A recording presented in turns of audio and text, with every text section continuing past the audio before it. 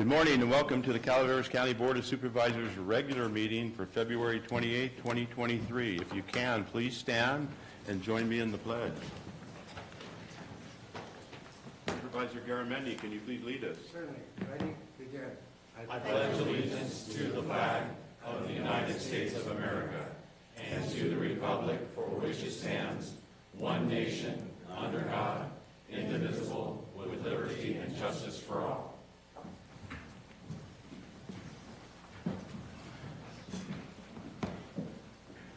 I have an announcement this morning. We will be moving item number 21 up to right after item number 2, recognitions and acknowledgments. So item number 21 will be moved to right after item number 20, after item number 2. And with that, we move to staff announcements. Are there any staff announcements in the room? No staff announcements in the room. Is there any online? Lisa? I do not show any staff announcements on the line. Oh, man, we have no staff announcements this morning. Okay, we'll move on to winter storm updates. It's John Osborne. He's not in the room. Hopefully he's online. Good morning. Can you hear me okay? Yes, we can, John. Okay, I apologize for not being there in the room with you guys. I'm up at the West Point Community Hall moving some equipment around for this snowstorm. So, good morning, John Osborne, your Emergency Services Director. An update on the last set of storms. We currently have 350 folks have been registered through FEMA. And FEMA has allocated $268,116.80 through their individual assistance program. In addition to that, we have been assigned our project manager for our public assistance projects. Those are the road projects and the culverts and such. I spoke with the project manager yesterday, and we are holding our exploratory call next week, and that's the pre-runner to actually building the projects and the process to get those projects approved by FEMA. So we're moving right along quite nicely, and barring any questions, that's what my update is. Any board questions? Supervisor Stopper. Mr. Osborne, thank you. Have we had communication with the city and the special districts across the county on the public assistance? Many of the special districts and the city were present for the initial briefing held by Cal OES that was held at the Sheriff's Office this last week, early last week. So yes, sir. Any other board questions? No? Any public comments on this item? Seeing no public comments, thank you, John. And I Thank you.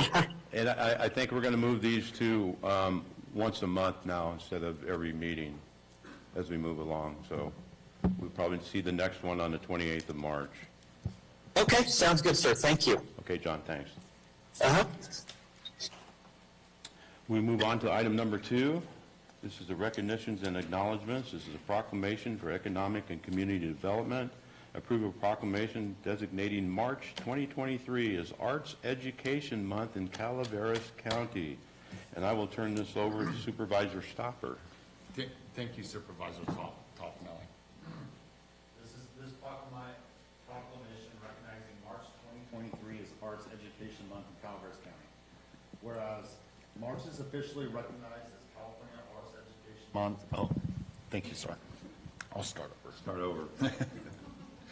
Whereas March is officially recognized as California Arts Education Month by the California Department of Education, and whereas the state of California defines arts education to include courses of study and interdisciplinary learning in dance, music, theater, design, visual, written, and media arts.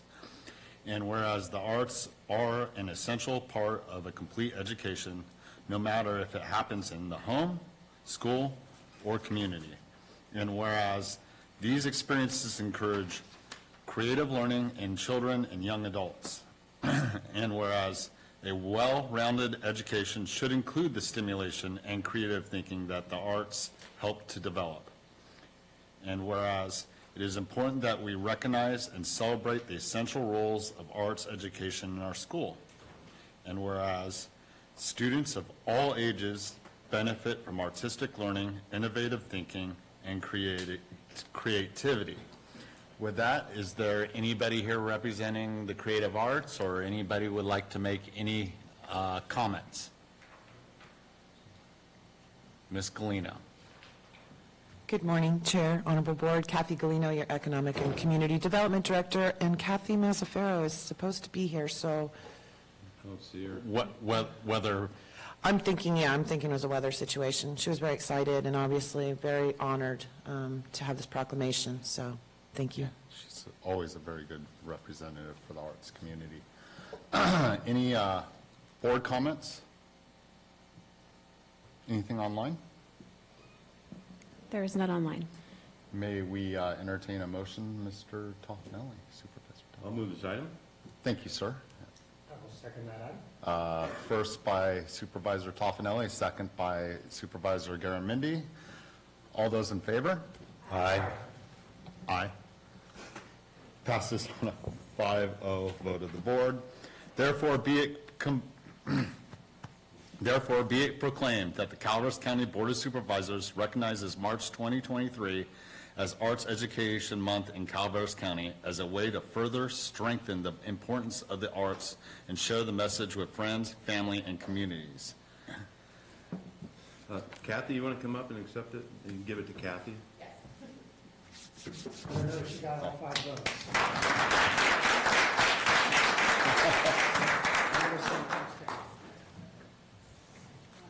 You want to get Picture? Yeah, I think we all should. We should all go down there since it's economic development. Kathy, so Kathy, I'll be the substitute Kathy. You're good to move.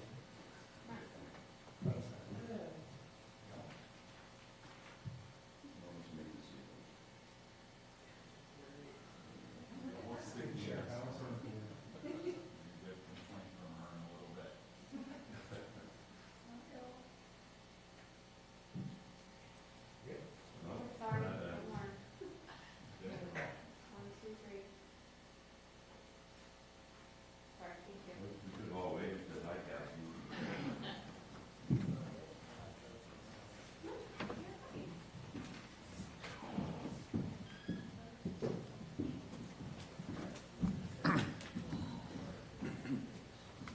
Thank you, Kathy.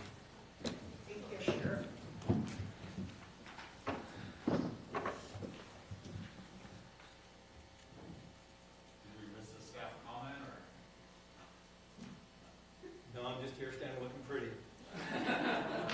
This is true. You brought your whole staff with you back up.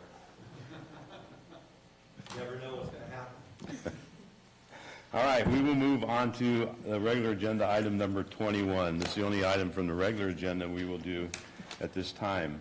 This is the resolution, from Human Resources. This is adopt a resolution appointing Teresa Hitchcock as the county executive officer and authorize the board chair to sign the employment agreement. And I will turn this over to Craig.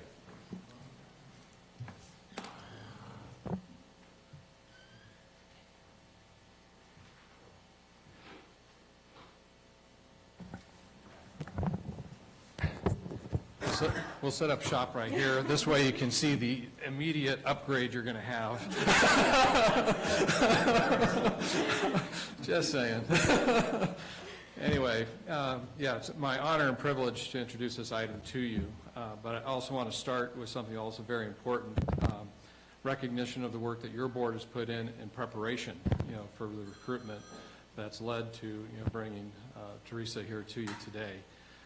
Your board has taken the time to, look at the organization, the culture of the organization, and make some changes. You've adopted the first ever strategic plan that Calaveras County's ever had.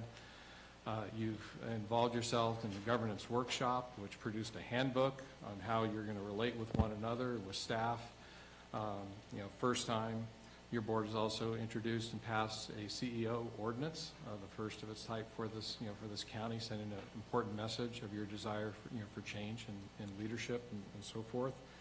And also, very importantly, your board has also taken definitive action and continue to take definitive action in eliminating a structural deficit that had also, plagued the county. And with all that stuff pretty much done, that set the plate, if you will, for the recruitment that has taken place. We launched that in December. We closed the application period in mid-January. We had a 3-panel interview process of the top 5 candidates. And from that came 2 candidates, of which Teresa was one.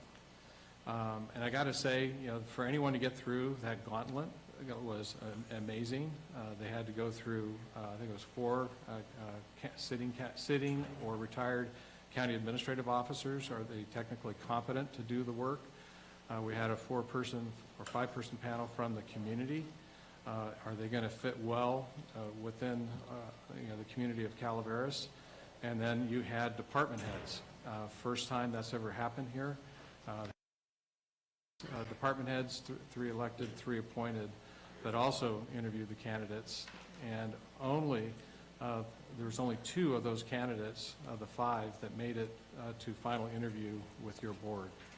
And then after the grilling with the board, it was up to the board to determine not only general fitness, but more importantly, is the person the right fit, going to work best, with you and this individual. And that's what led to Teresa. Just for the public, just to fill in some blanks, she does hold a Bachelor of Arts degree majoring in political science and economics from CSU Bakersfield. She's had 22 years of experience, government experience in Kern County, from a departmental analyst to actually running their county airport. That happens every day. But she's also been an administrative analyst and deputy county administrator in the fiscal and policy world of the county administrator's office, and served as the assistant CAO of Kern County, and her focus has been on workforce and economic development for Kern County. And doing the backgrounds on Teresa, that's okay, I can call you Teresa, Ms. Hitchcock.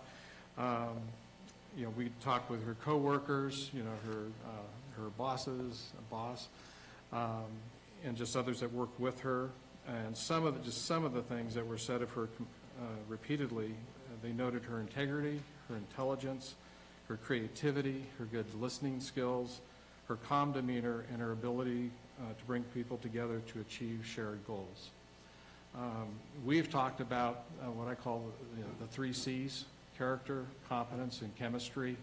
And I think Teresa passes with flying colors in all of those departments, particularly as a person of character. So that's an amazing catch, for your board in this county. Her compensation package, I don't know that I need to detail that. That's in your agenda item. One thing I did want to note is that the initial term of the contract is for 5 years. And that is put there on purpose just to reinforce the desire of both parties for a long-term relationship. So with that, Mr. Chair, I think it's okay to give Teresa a chance to defend herself. Absolutely. Take the microphone. Well, thank you, Craig, for a wonderful introduction. Chairman Toffanelli, honorable members of the board, I just want to thank you all. This has been a wonderful experience here in Calaveras County so far. It's a beautiful county with a rich history, and I look forward to continuing on the great work that Craig has already started with the strategic plan and working with you all to implement that, and the department heads and all of the employees here to make sure that we are improving the quality of life here in Calaveras, and that everyone is benefiting from the great work that Craig has started and that you've all been working on. So thank you. It's, again, an honor and a privilege to be here. Thank you, Teresa. And what I'm going to do here is, I have the resolution in front of me. I'm going to read the resolution down to the point where it's now therefore, and then after I read the whereases, we'll let public comment and staff if they want to speak, and we'll bring it back and vote it and let the board have comments.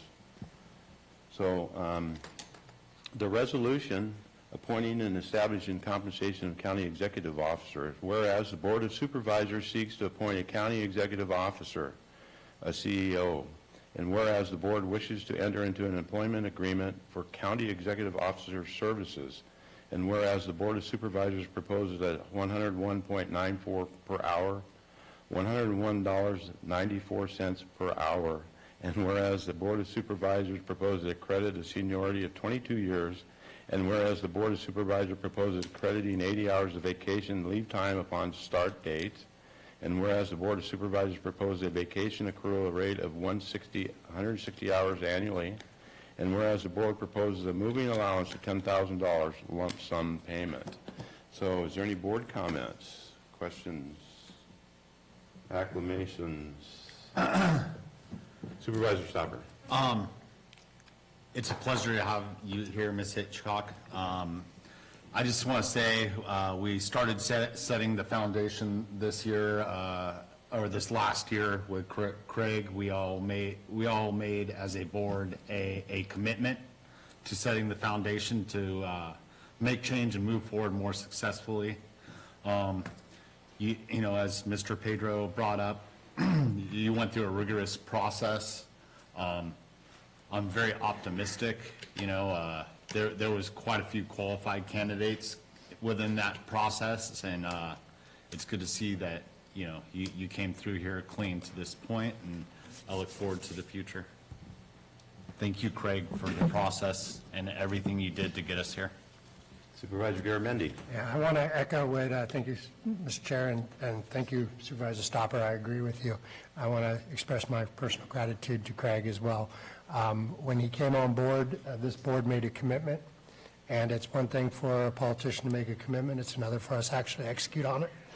And we held it together and we got it done. And I'm very proud of this board for that. I'm very grateful to our staff that worked not only on the strategic plan, but worked very hard on this hiring process. So we all worked on this as a team, and the community leaders and former CAOs. You brought everybody into the tent. And I think that, you know, what we started, we're bringing forward. And Teresa, I'm really excited to have you on board. I think I'm very impressed with your qualifications, and you did a great job. And you did run the gauntlet and made it all the way through. And that says a lot. We're a good county, but it's not always easy. But we like to do what we say we're going to do. And I think this board is committed to that. So, Craig, we'll thank you more thoroughly as your time wraps up. But I want to thank everybody who participated in this process across our county family to make this happen. And Teresa, welcome aboard. Supervisor Pollendorf. First, thank you, Craig, for getting us to this point, like everyone else has said, and staff, and welcome. I'm looking forward to working with you and working through the strategic plan and all of the other projects that staff has come into the Board of Supervisors. Supervisor Hubbardie. Yes, I just wanted to say welcome. Thank you so much for being here. And I hear that these guys are really good with helping to move. So.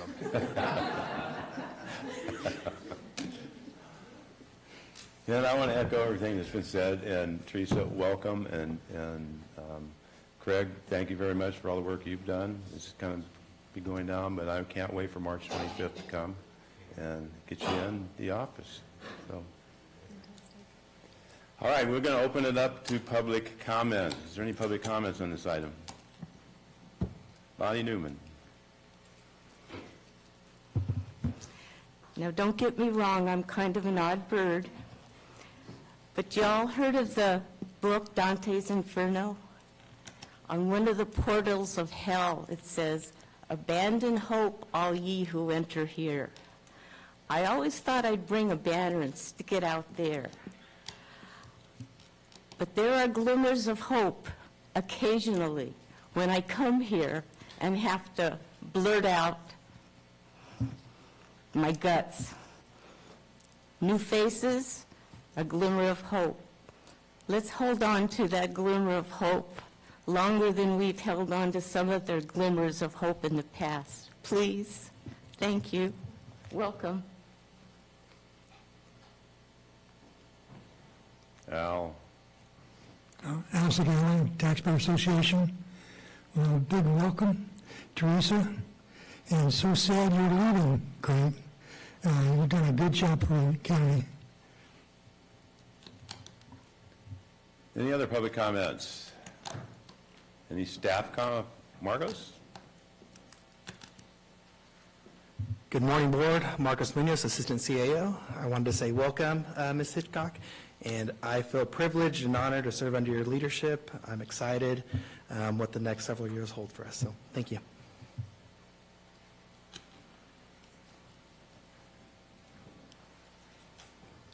Good morning.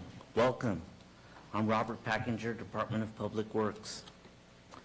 I've been here for quite some time, and I think I've had on average maybe a new CAO maybe every other year, maybe every 2 years, and I'm looking forward to working with you, and I'll do everything that I can in my power to make sure that you stay for a long time. Thank you.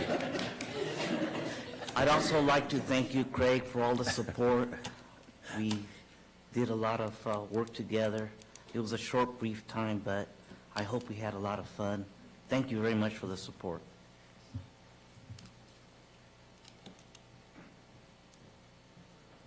Judy Hawkins, HR Director. I can honestly say during the recruitment process, Craig and I kind of divided and conquered the references, and the amount of caring all of your references have for you was just overwhelming. I've never had anybody usually reference checks, they want to answer the questions quickly, get off the phone. I spent at least 45 minutes to an hour talking to each one of the references. They strongly respect you and are going to miss working for you. And John said he would come work for you. So, but no, I am looking forward to working with you, working for you, and so welcome.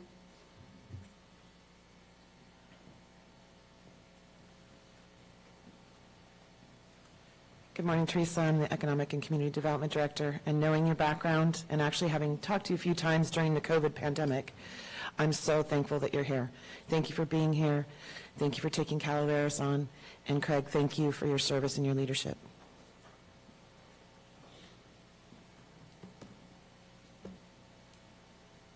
Good morning, Chairman, members of the board. I'm Corey Allen, your Health and Human Services Agency Director. It's wonderful to meet you. I'm excited to be working under your leadership, and on behalf of the entire Health and Human Services Agency, we look forward to working with you.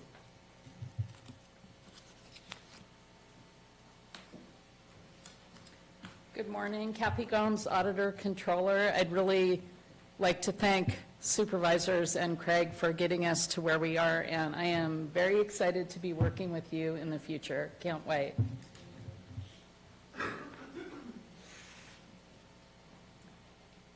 Good morning, Board. Craig and Teresa. Nancy Giddens, Calaveras County Library. I have been here just 7 years, but I too have seen many, many changes, and it's always very scary for me as a non-essential department to have a new CAO.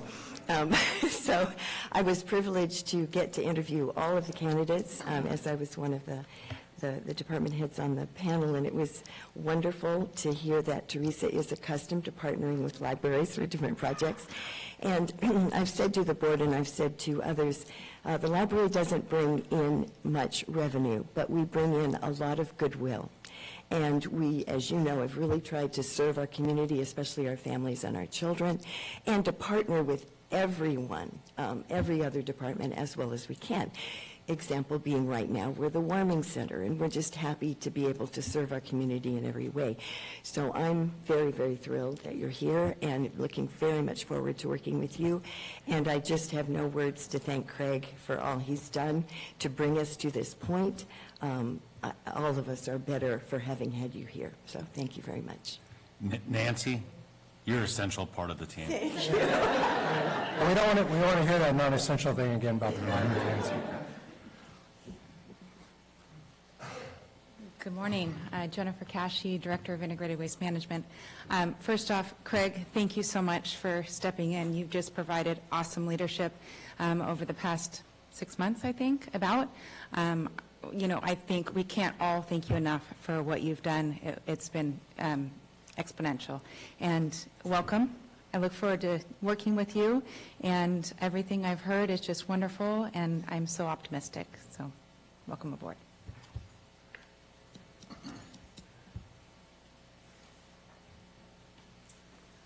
Kim Craddock, Interim Chief of Probation. It's good to meet you, and I look forward to working with you in the future.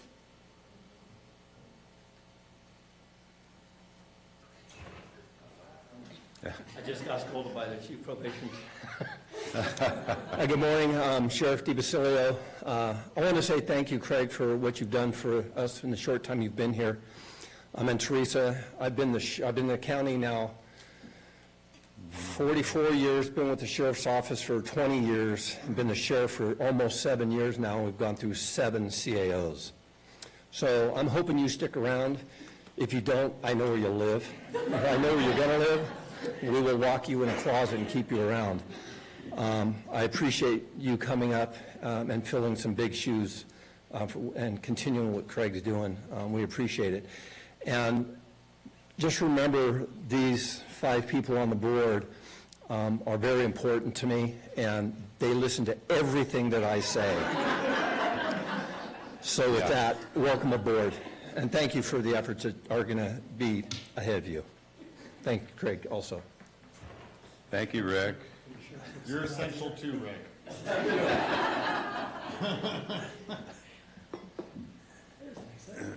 Good morning.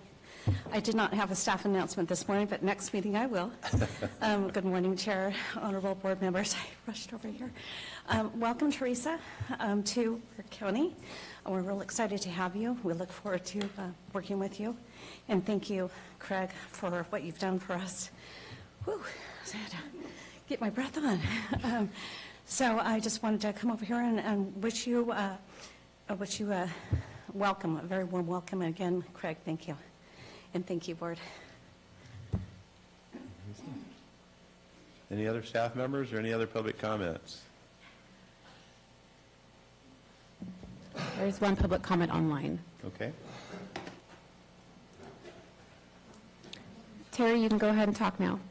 Thank you. Good morning. This is Terry McBride, Calaveras County Committee Chair and Senator of New California State, and lifelong 5th generational resident of Calaveras County, and I'd surely like to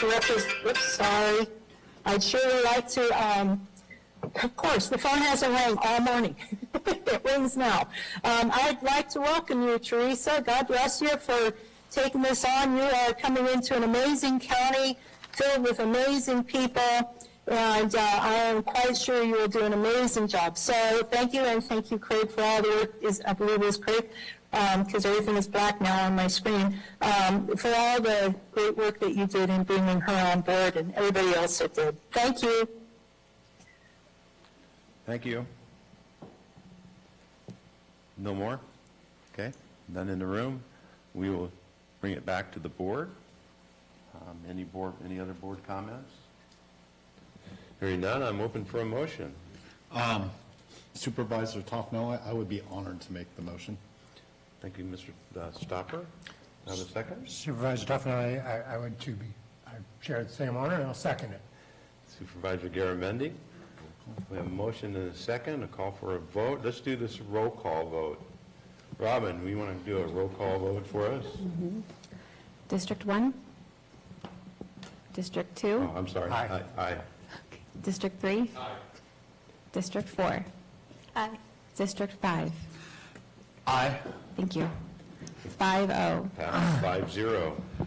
Now therefore be resolved that the Board of Supervisors, County of Calaveras hereby appoints Teresa Hitchcock as County Executive Officer and approves the above-mentioned salary and benefits pursuant to the Board's offer of employment. Now therefore be it further resolved that the Board of Supervisors, County of Calaveras, hereby approves and authorizes the Chair to sign the employment agreement for the County Executive Officer Services. And welcome aboard.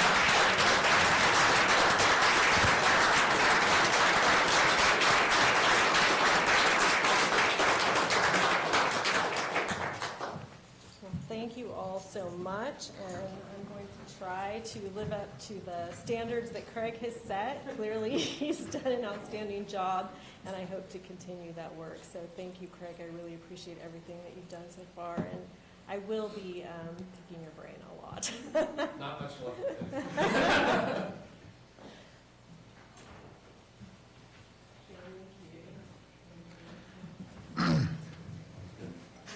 Congratulations. Thank you. Thank you for lending her to us.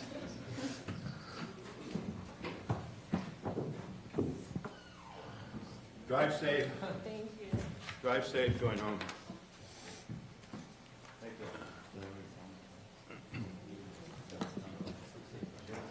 Good job. Okay, we'll give a minute for the boardroom to clear.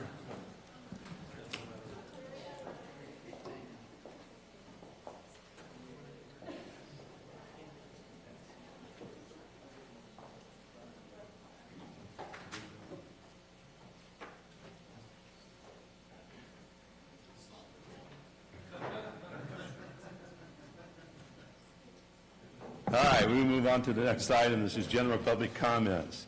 Any item of interest to the public that is within the subject matter and jurisdiction of the board and is not posted on the consent or regular agenda may be addressed during the public comment period. California law prohibits the board from taking action on any matter which is not posted on the agenda unless it is determined to be an emergency by the Board of Supervisors. If public comment is completed before the 30-minute allotted time period, the board may immediately move to the next order of business. If public comment is not completed during the allotted time period, it will be continued as the last item of business in order to provide an opportunity for the remainder of comments to be heard. So do we have any public comments this morning? Morning, Bonnie. Good morning. I apparently have not abandoned all hope. I'm back. And I'd just like to say I've been totally engrossed in something that I've been made temporary custody of, which is a complete history of Las Calaveras. What's that? That's the bulletins for the Historical Society from its inception in Calaveras County. Couldn't believe it. Apparently about 75 years ago, 4 Grange committee members decided, we don't have history. Let's start collecting it. Interviews, many, many stories, based on as much fact as possible, but relying upon memory. 3 or 4 different versions of the same incident. It's wonderful. I've been reading this for 2 months. I'm only up to year 1974. That's when I moved here. And when I moved here, I was lucky enough to live down the street from one of those original Grange members, Miss Sadie Hunt. And her story doesn't quite match what I've heard in here. I'm going to believe her. Her story was better. You've heard them, some of them. Anyway, I read in the paper that Mr. Hubbardy had produced or allowed a presentation of something that I'm so sad I didn't get to see. And if there's another viewing, Mr. Toffanelli, could you let me know what's going to happen? Because I don't do internet. You know, it's... And I really want to hear those stories. because I'm trying to put it all together. Why I came to Calaveras, why I'm never going to leave Calaveras. My roots are here. I was not born here, but man, this stuff is good. If you've never had the opportunity, I'll loan it to you until I give it back to the Historical Society. But I'll make sure that you get a copy. We're going to be showing it in Moke Hill. I'll make sure you get a copy, but we're going to be showing it again in Moke Hill, and it is available online if you have a friend who has the internet access. that's wonderful. Thank you, and keep me in mind. Will do. Thank you for your patience, guys. Any other public comments? Are there any public comments online? Yes. There is. Terry, you can go ahead and talk now. Good morning, Terry McBride, Calaveras County Committee Chair and Senator. I wish that you guys could keep it so I can look at you while we're talking. I don't have that ability, and we're packed with snow, so I can't come down there. It's a joy to get to see Bonnie again. It's been quite a long time. What I wanted to discuss today, first, I also wanted to say thank you to all of our road crew. Man, they have been just amazing. They worked so hard before all these crazy storms, and then they've been working so hard during and after, so a shout out. The reason I wanted to talk today is in regards to our elections. Many folks are having grave concerns as to the validity of nationwide. What can we do about that locally? We can. Within our state and our neighboring county, San Joaquin, Sheriff Winslow down there has shared in a press conference a couple of weeks ago, I hope you guys saw that, that during an investigation against a local Lodi city councilman, the degree of outright fraud that is being implemented via the DMV and voter registration, which is based on the honor system. No showing of ID. This is not our local voters registration. This is out of their hands. I have the highest regard for our local folks. They do a great job. But anyway, this is out of our hands. This is being done during the investigation, and I have done a lot of research as I have a press pass, so I've done a lot of research on myself, and I cannot believe the amount of people that have signed up via the internet. And so how do you prove that you're a U.S. citizen when you do that? And so we want to look at the doctrine of lesser magistrate, which all of you are under, and this gives you the power to say that we need to make this change and we can do this locally. Do you know that Shasta County got rid of their electoral voting, the devices? That's gone. And we're looking to, we know other counties are looking to do the same, and I would love to see our little county. I mean, we used to go to Mountain Ranch Town Hall, and you'd see all the folks that you knew, and you'd go in and you'd vote. And it was a great thing, and if we cannot take the time out of our day to vote for the proper representatives, the people that we believe will best represent us, then we've become a side country. And our local counties have the ability to bring this back by bringing in paper ballots. I don't know on timing because the phone, this is not giving me any sort of time where I'm at. Anyway, so I would like us to look at that. We will, of course, with New California, we will be bringing back paper ballots, but why not start ahead?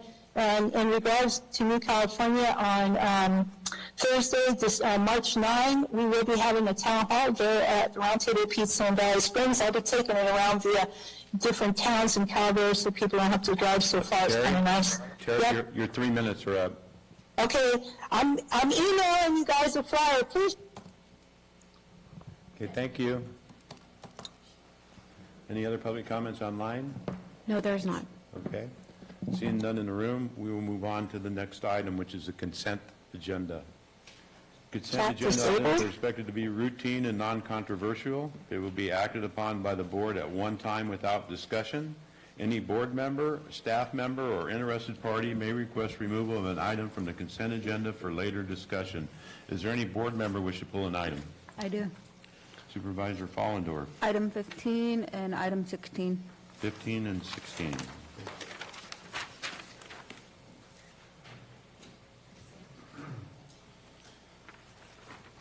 Any other board member? Seeing none, is there any member of the staff?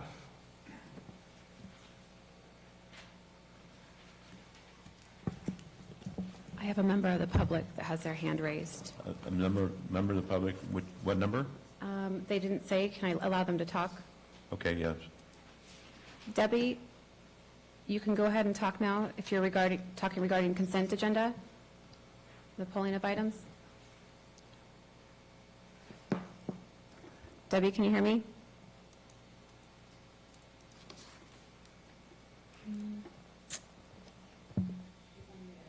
She's not there? She wants 16. She wanted 16? Yeah. Okay. All right, it's been pulled by you. Any member of the public? You need to come up to the microphone.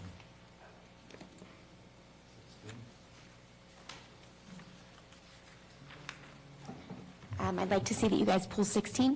16? It's been pulled. Okay. All right, any other staff member, public member? Seeing none, I'll bring it back to the board. I'm open for a motion for the remainder of the consent, minus 15 and 16. I'll move. A motion by Supervisor Follendorf. Second. Second by Supervisor Stopper. All in favor? Aye. Opposed? Passes 5-0. We'll go back to item number 15. Supervisor Follendorf, you pulled this item? Yes, in talking to Robert, I'm asking to have this moved to the next meeting. Yes. So Robert and I can continue some questions that I had. I don't have a problem with it. Any board member have a problem with moving this item? It's 15, right? Yeah. 15, yeah. No? Okay. Thank you. Thank you, board. Item 15 will be moved to the next agenda, which is March 14th.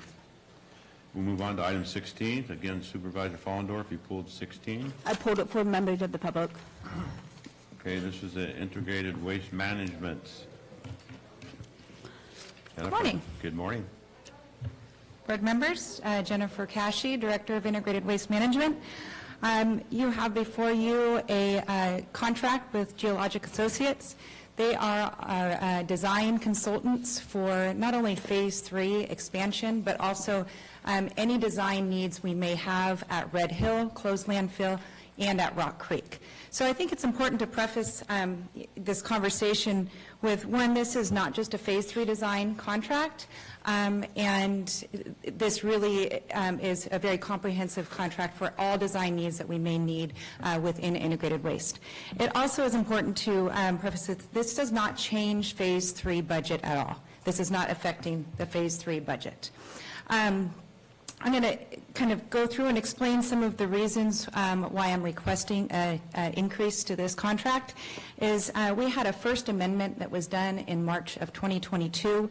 This amendment zeroed out some of the budgeted items. So those tasks that we zeroed out, those funds were allocated to different tasks. For instance, a JTD revision, master planning components to it. So essentially, we kind of robbed Peter to pay Paul within the contract. So that was done in March 2022. Additionally, we had some permitting components that came up when we were going through our Phase 3 permitting. So we had some additional compliance components that required the contract to it needed to be built into that contract. During the March revision, the CQA component of it was swept to allocate to different tasks. So again, this is bringing the contract current to the already proposed budget for Phase 3.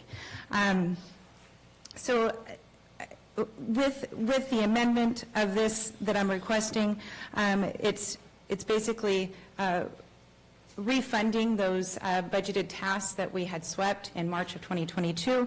In addition, this is a result of my collaborating with our consultants and our regulatory agencies in forecasting for the next 2 fiscal years of any potential regulatory upgrades that we would need to have for our Red Hill closed landfill with our surface impoundment, any components with Rock Creek outside of Phase 3.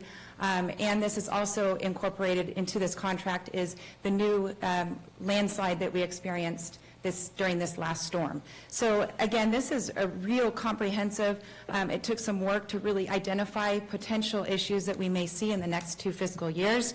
I felt it was advantageous to incorporate all these potential design needs, generating awareness and really supporting responsible planning looking into the next 2 fiscal years. Again, Phase 3 budget is not being affected by this. This is not what the purpose of this contract is, or excuse me, the purpose of the request for increase.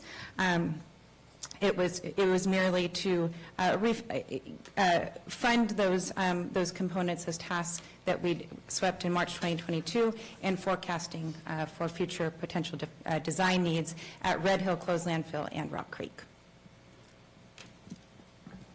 Thank you for that explanation. I was also going to pull this item. Some questions. You say this isn't going to affect our Phase 3 budget?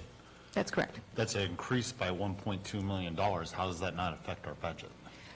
So the proposed budget that I had already brought forward to you with the design specs and plans, that's incorporated into this contract. So this contract, that approved budget amount that we already discussed is not changing based upon this contract. The CQA component in this that is for Phase 3 is also in this contract. So what the additional tasks within this needs to be funded. So looking at future design needs and refunding, or excuse me, funding those amounts that were zeroed out in 2022. Okay, when we talk about those amounts that you were talking about in 2022, they were outside the original contract that had been bid on. So you said you swept those to fill it back in earlier. No, so we expanded on the master planning component of this contract to incorporate a JTD revision and some other items, and so which was absolutely, within the scope of this contract. It was able to do that, so that's why that amendment took place. No, just how does additional increase by $1.2 million not affect the budget? It's not affecting the Phase 3 budget, is what it's not affecting our Phase 3 project budget. I wanted to be clear on that. If I think, and correct me if I'm wrong, I think the funds have already been budgeted for, this is increasing the contract amount, but the funds have already been budgeted. So this is not changing the budget, it's changing the contract. That is correct, yes. Any other questions? I just have a question, and maybe you said, but I wasn't clear. Why did we remove the tasks back in last March, and now this March, we're putting the tasks back in, and have they increased? Was that money for those tasks that we removed last March, was that cost less than the 1.2 that we're now putting in for these tasks?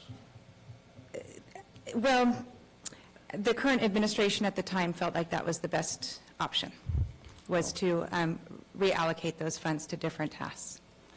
Have they increased? Is this more than what was budgeted for those original tasks in March?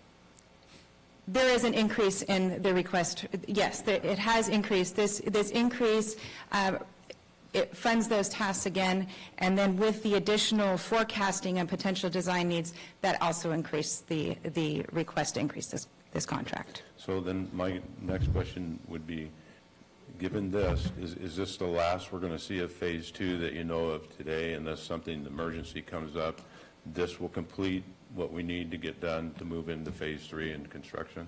This completes Phase 3, and I'm looking 2 years out.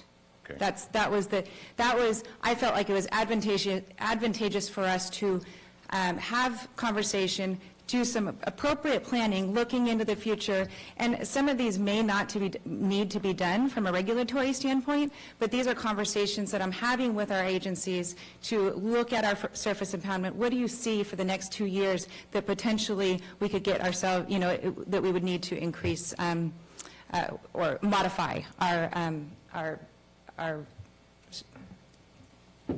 structures? Okay. All right, thank you. So you've done this, and now you're bringing it back to the board so that we can move forward with everything you've already gotten done. Nothing's been done, Oh, so Supervisor Stopper. you talked about the 2 years looking out, and you felt it was advantageous to move forward with that. That's not been done? I am not, no, those projects have not been completed. Those are in discussion. I had this discussion with the regulatory agencies Understood. to identify potentials. So, okay, we're at the beginning of that step of the Absolutely. And this is identification 2 years. and yes, so that none of the, and again, this is design. My apologies, Jennifer. The way it came out originally, I thought you had already done it. So No, none of these have been lies. completed. Thank you. None of this completed, and again, these are design work. Correct. No modifications have taken place. We would still have to go through that process. This is securing that we have that in place and having this conversation. Okay, thank you. Thank you. Any other board comments? How did this fit in with any of the, going back to what Gary was saying, of things coming back, how did this apply into any pending or future work that's going to be done just with phase 3? It's still going to be separated? Well, this contract, the way it was drafted in 2020, has Phase 3 design and many other design components built into it. So as we move forward, this will expire in 2025. So after 2025, Phase 3 is going to be complete. I'm sure we'll have another contract that will come back that will delineate appropriately what our potential general design needs may be in the future. But maybe I'm not understanding what your question I was is. just thinking with the fee study stuff. That has nothing to do with this contract. Okay. That's a separate Okay, issue. I just want to make sure that's clear. There are two separate things going on, and we're not going to, they're at no point going to, crossover. No, that's very separate. This is just design work Okay. for integrated Sorry. waste. Okay, thank you. Yes. Mhm. That's all I have. No other board comments? Open up to public comment. Is there public comments on this item? I'll get back to online. We'll do it in the room first.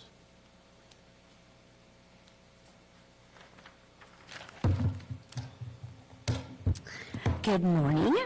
Mary Beth Hospital, Cal Waste, also a resident of the county for 37 years. I'm not sure which hat I'm wearing right now, but I'm pretty passionate about what's going on here. A couple questions that I have. Thank you, Jennifer, for clarifying that, and I'm so happy to see that the board's asking questions about this because when we came here in 2013, the main goal was to be partners and to have transparency. And I feel like there has been some of that, but I feel like that's been lost over time, and I really want to see that we get back there. Because at the end of the day, again, this is my home, and I do work here, but at the end of the day, it's my home, and it's been my home for 37 years. So a couple of the questions I have are, and Amanda, you just kind of asked that, was the study with GBB right now. Okay, that's not supposed to be back to the board till April. If I'm not correct, it might be a different date, the end of April. Okay, that is a comprehensive study of where the landfill is at. That needs to be looked at. It's like the cart is before the horse. Why aren't we looking at that first before we're moving forward, spending more money with a consultant? Yes, I understand that there are things that need to be done with the well and that sort of thing, but this is another $1.2 million that the county is spending. One, where's that money coming from?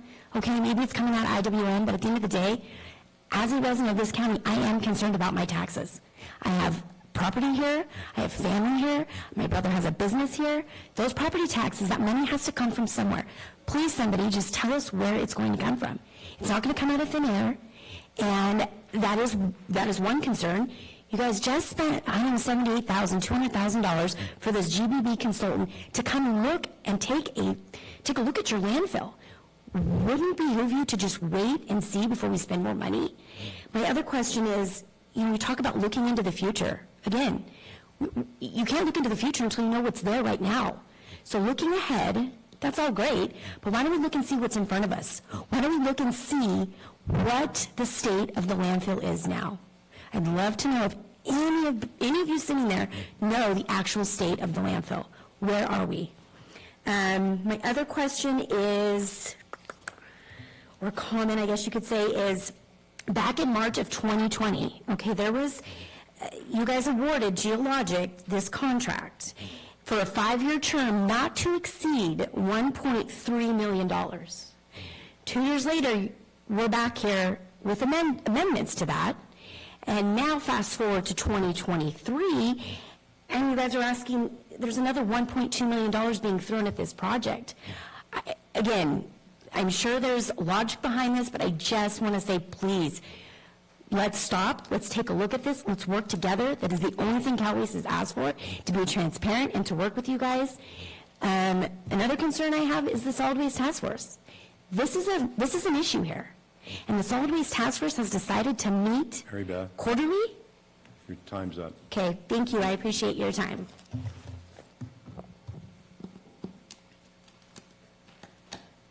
Any other public comments? We have one online if there's none in the room. Robin? Debbie, if you'd like to talk now, you can unmute yourself.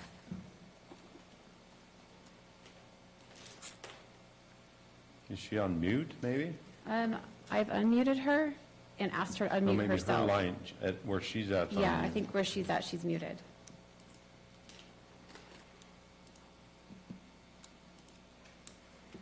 But she has the ability to unmute herself. Pardon me? She does have the ability to unmute herself. Okay, can she hear us? Can you ask her to unmute herself? At least, let's give her all options here before Debbie, if you can hear us, can you unmute yourself or join by phone? You have the option under the microphone to switch to phone audio.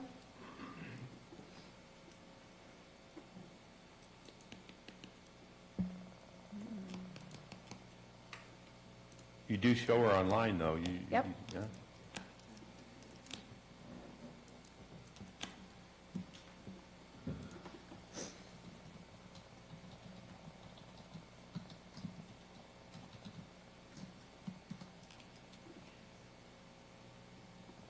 I sent her a message. Hopefully You she'll can't? see it. No? Okay, well, we gave her every chance we could, so, all right, if there's no other public comments, Jennifer, you want to come up and maybe answer a couple of those questions that were asked by Mary Beth? Sure, and making sure there was any other additional questions that came up after public comment by the board. I think it's important to remember that this isn't, this is not increasing the project expense. This is, again, forecasting for potential needs. This is not throwing more money at the Phase 3 project. This is looking forward for what potential needs are. And I do look forward to GBB coming back with their review report in April, as she stated. And if there's any other questions that the board has, I'm happy to answer them. Supervisor Stopper. The potential for $1.2 million is absolutely an extra cost, no matter how you go about it. You know, it may not be there quite yet, but, you know, any engineer firm you put this in front of will fill that up with every opportunity they have if we give it to them. But when it comes to the solvency issue that was brought up, you know, I have a understanding on that. We do have capital assets that are separate from IWM in the county that we have made a dedication to locate to that so that we can continue the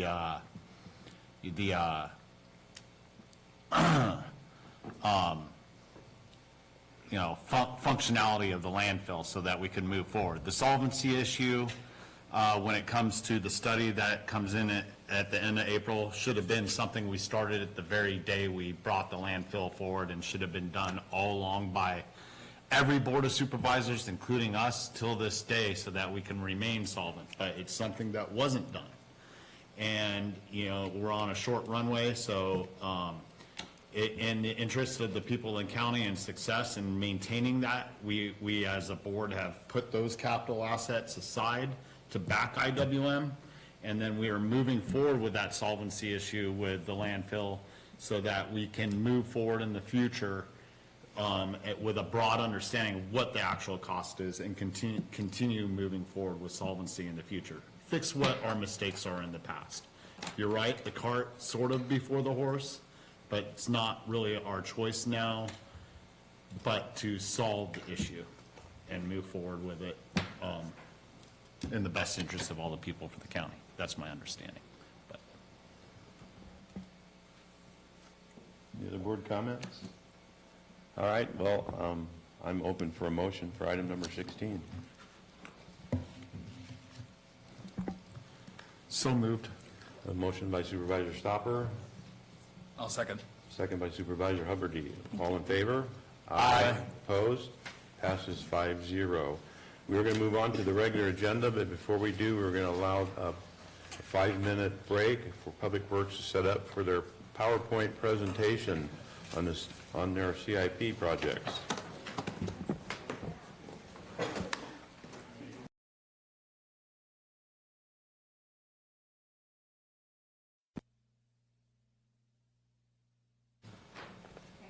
All right, we are back, and we are back for item number 22. This is an informational item only. It's a receiver presentation of the draft 2023 Calaveras County Department of Public Works 5-year capital improvement program. And Robert, you're up.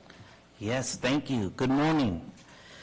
This is our annual capital improvement program presentation from Public Works. Before I get started, let me let you know there that we passed out packets for each of you, and the packet includes a paper copy of the presentation, the capital improvement program, a list of completed projects, and also my last report where we discuss some of our ongoing activities. So this capital improvement program presented to you right now is a draft. We will, after your input, bring it back to the board in March sometime to get it adopted.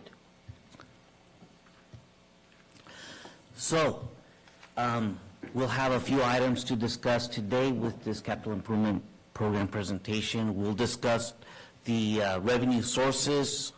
We'll go back and let you know some of the construction projects that we've completed.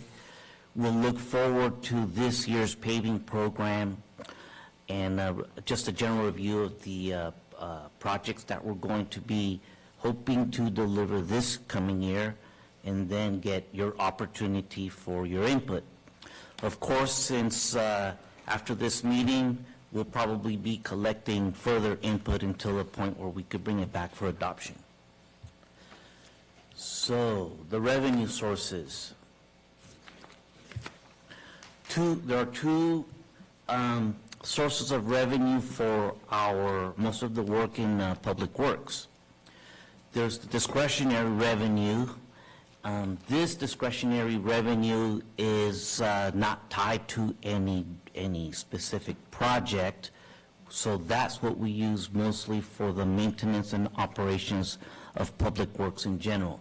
We have the Highway Users Tax Account, the Regional Surface Transportation Program funding, the Local Transit Occupancy Tax, and all of those funds go straight to our maintenance, purchasing materials, so forth and so on, our operations. Then we have the restricted revenue funds. Those funds, of course, the federal grants, the state grants, our MRA, that's the SB1 funding that we use for the paving program. We also have RIN funds and benefit basin funds. Those funds can only be used on the projects that are within the list for each program. So RIN funds on that list is the Wagon Trail project, so Wagon Trail can receive RIN dollars. What's missing there, interesting to note because I get this, and staff gets this comment quite often from the public, is that they pay taxes, and the taxes pay our salary, and we don't get funding in the regular taxes from the folks. So that's a very tiny percent of that. So most of the funding, of course, comes, like I said, state, federal funds.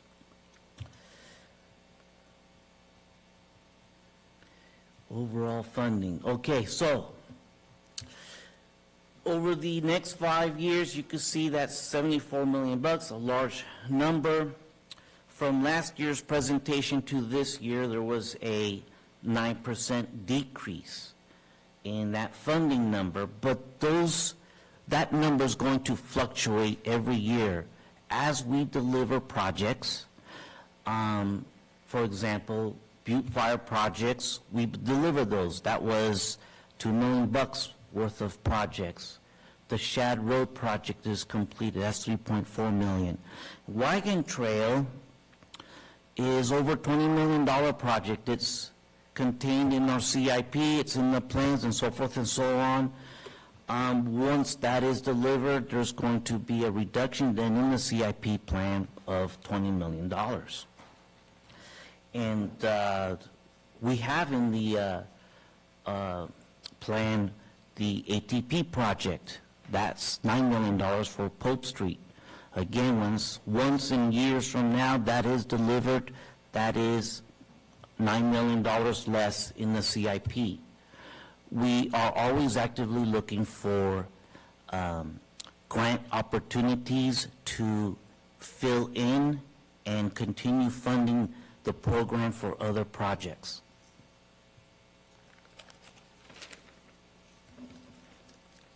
One thing I should say about that, about the funding, the dollars don't necessarily translate to the level of effort that we in the department are performing in terms of the work. Wagon Trail is pretty big, but there's the contractor takes quite a bit of that funding. There's still a lot of effort on our part behind the scenes working, but there are smaller projects here with less dollar amounts that, boy, they sure take a lot of our time, a lot of staff's time to work on those projects. So we're always, that dollar amount, like I was saying, just doesn't translate equally to that level of effort. Okay, next, please. So here's a list of the items of the projects that were completed this year. I passed out a list there of those projects that compares a little bit easier with what was presented in the 2022 CIP projects. And so most of those were, I would say the bulk of that was delivered. There were a couple of projects there that we had the prep work done last year. That was the plan, to get the prep work done on some of those Arnold roads with the final paving work to be done this year. Last year we had, in terms of just those paving projects, over 20 miles of work that was done. That number will fluctuate, of course, because there's going to be some projects that we do that are more expensive to do, and so there will be less of a length of roadway that we can accomplish with the same dollar amount. So that number fluctuates every year, up and down. We could put in striping, but that's covering quite a number of miles of roads there for striping. This, I just wanted to show you, or let you know in this case, that just in terms of paving, it was over 20 miles of work that we did.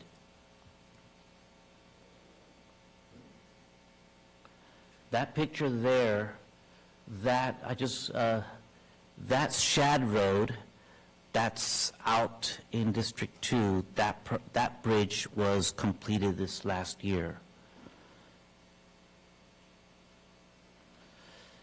These projects, construction was actually completed.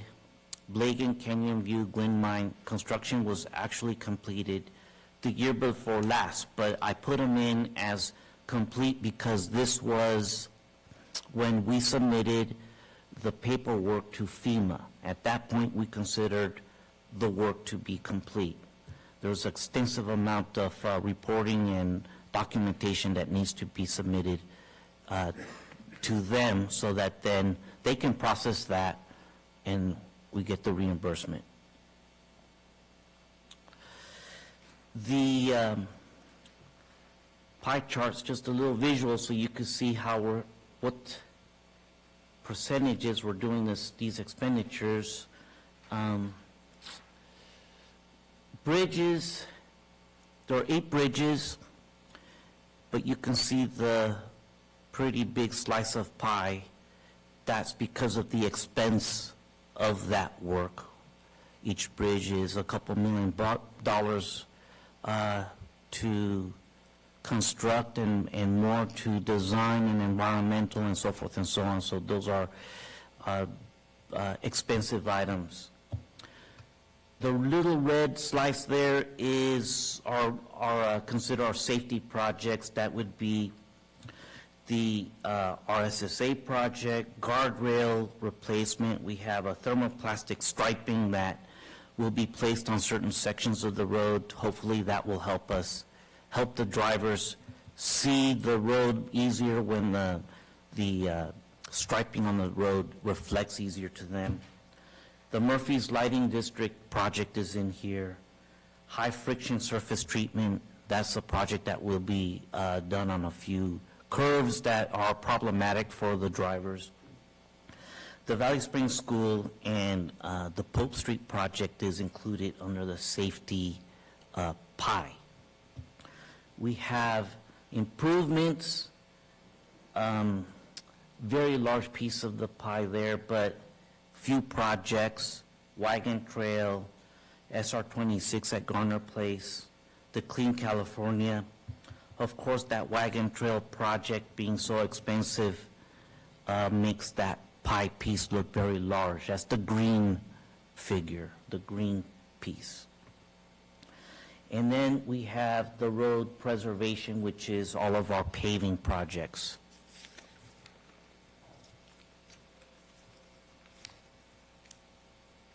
Go ahead. Okay. The way we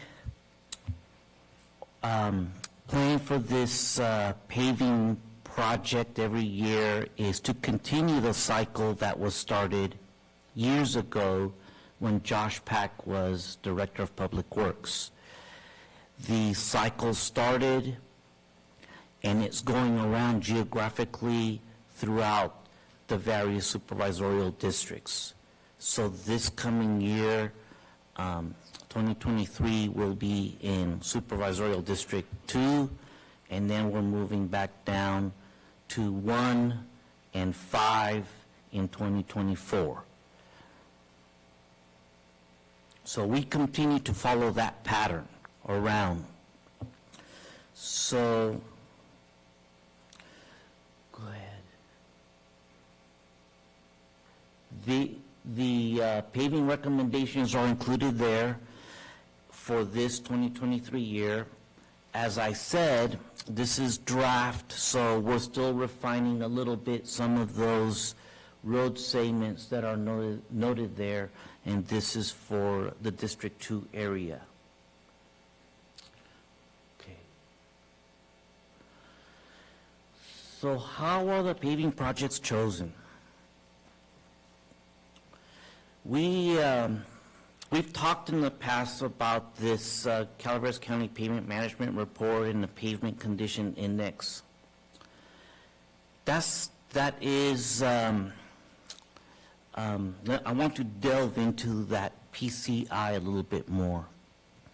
What is done to determine the PCI is a couple people drive all these roads. One guy's driving, one guy has a notebook, and they're looking at the road, and they're looking at cracks in the road, at the severity of the cracks, at the frequency of the cracks, any other distress in the pavement. They look at location, they look at a little bit of traffic data. Is it heavily traveled? Is it not heavily traveled? Is it residential? Is it things like that? They're looking at all that kind of stuff. But the important thing are the cracks. They do look at rutting and potholes, but what they do then is they fill in this chart as they're going by, and they'll say, okay, there's cracking here. That looks like it's medium severity. Maybe this is high severity in that area, and that's a large area or that's a small area. They fill out this chart. They put numbers to that chart, and you get a PCI at the end when you look at the equation and the chart that they do. So we have a number. The number of the, on the PCI, best is 100, that's a newly paved road. Failure is 25. Anything in between tells you different things. But that's, again, just a number. It's good information to begin with. It helps us to determine if we are in a pretty good pavement. We don't need to worry about that pavement so much. We focus on fair to good pavements, which with PCI that's less.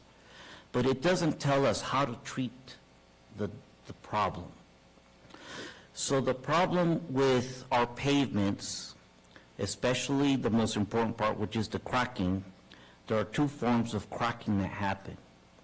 So we have age-related cracking, and we have stress-related cracking. And depending on what we have, the treatment's going to be different.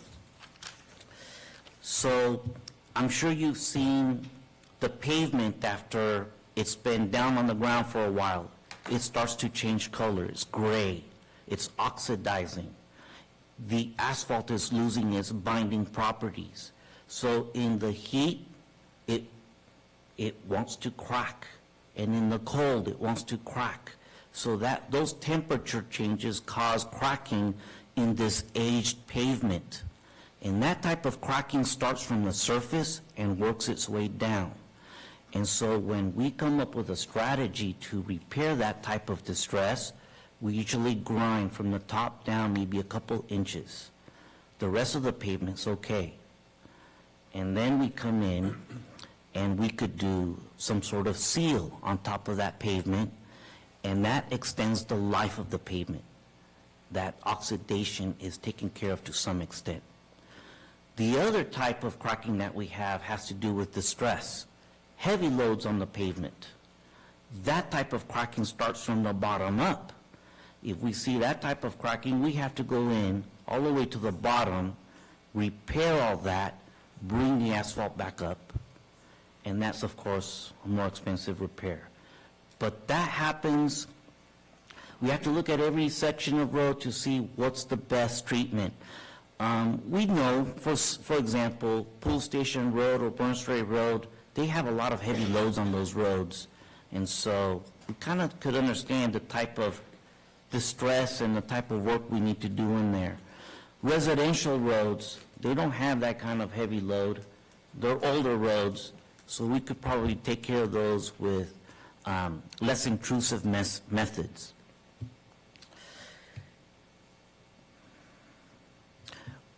One thing that you probably know, having the history of our roads here, is that many of our roads don't have an adequate base. They're ancient roads with pavement on top of patches, which may be on top of dirt. So that's what we encounter in a lot of these situations. That happened extensively up in District 2.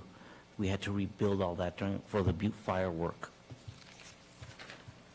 And Hunt Road is one of those roads like that. It's just patch on top of patch. Okay, so that information, the PCI information, is useful for getting us started with determining what roads we're going to pick. But we also get, from my Calaveras public reporting, the old way of doing things. In other words, the squeaky wheel. People are letting us know, and that then focuses our attention to a certain area. We have our road crews out and about always looking at roads and providing us input with what we should be taking care of. Once we come up with a list of items, or we get an area that we want to work on, our superintendent, our field crews, our consultants can be used, staff can be used.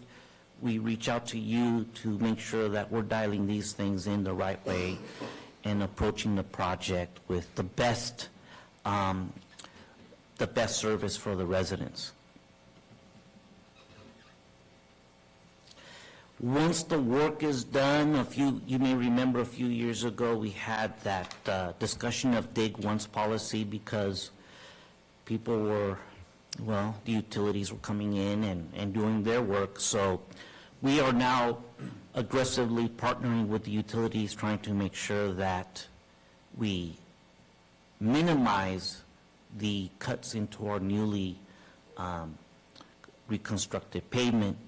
Sometimes that's necessary, so be it, we understand, but we do have criteria for what they need to do in terms of repairing the roads once they cut into the roads, whether it's a newly paved road or something that's old.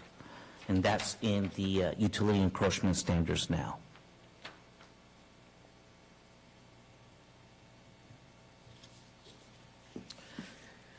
These projects are the projects that we hope to deliver this year. Other than just the paving projects, every year we have the striping project. We need to do that work every year. That's when we hope to capture Old Bering Story Roads, Center Lane, and different things that we've done. State Route 4 Wagon Trail is ongoing. The Railroad Flat Road intersection realignment, that's a slide that happened from, I believe, the 2019 storms, and we finally have the funding from FHWA to proceed with realigning that intersection slightly so that we don't have to deal with that huge slope. Those projects are all identified within the CIP plan.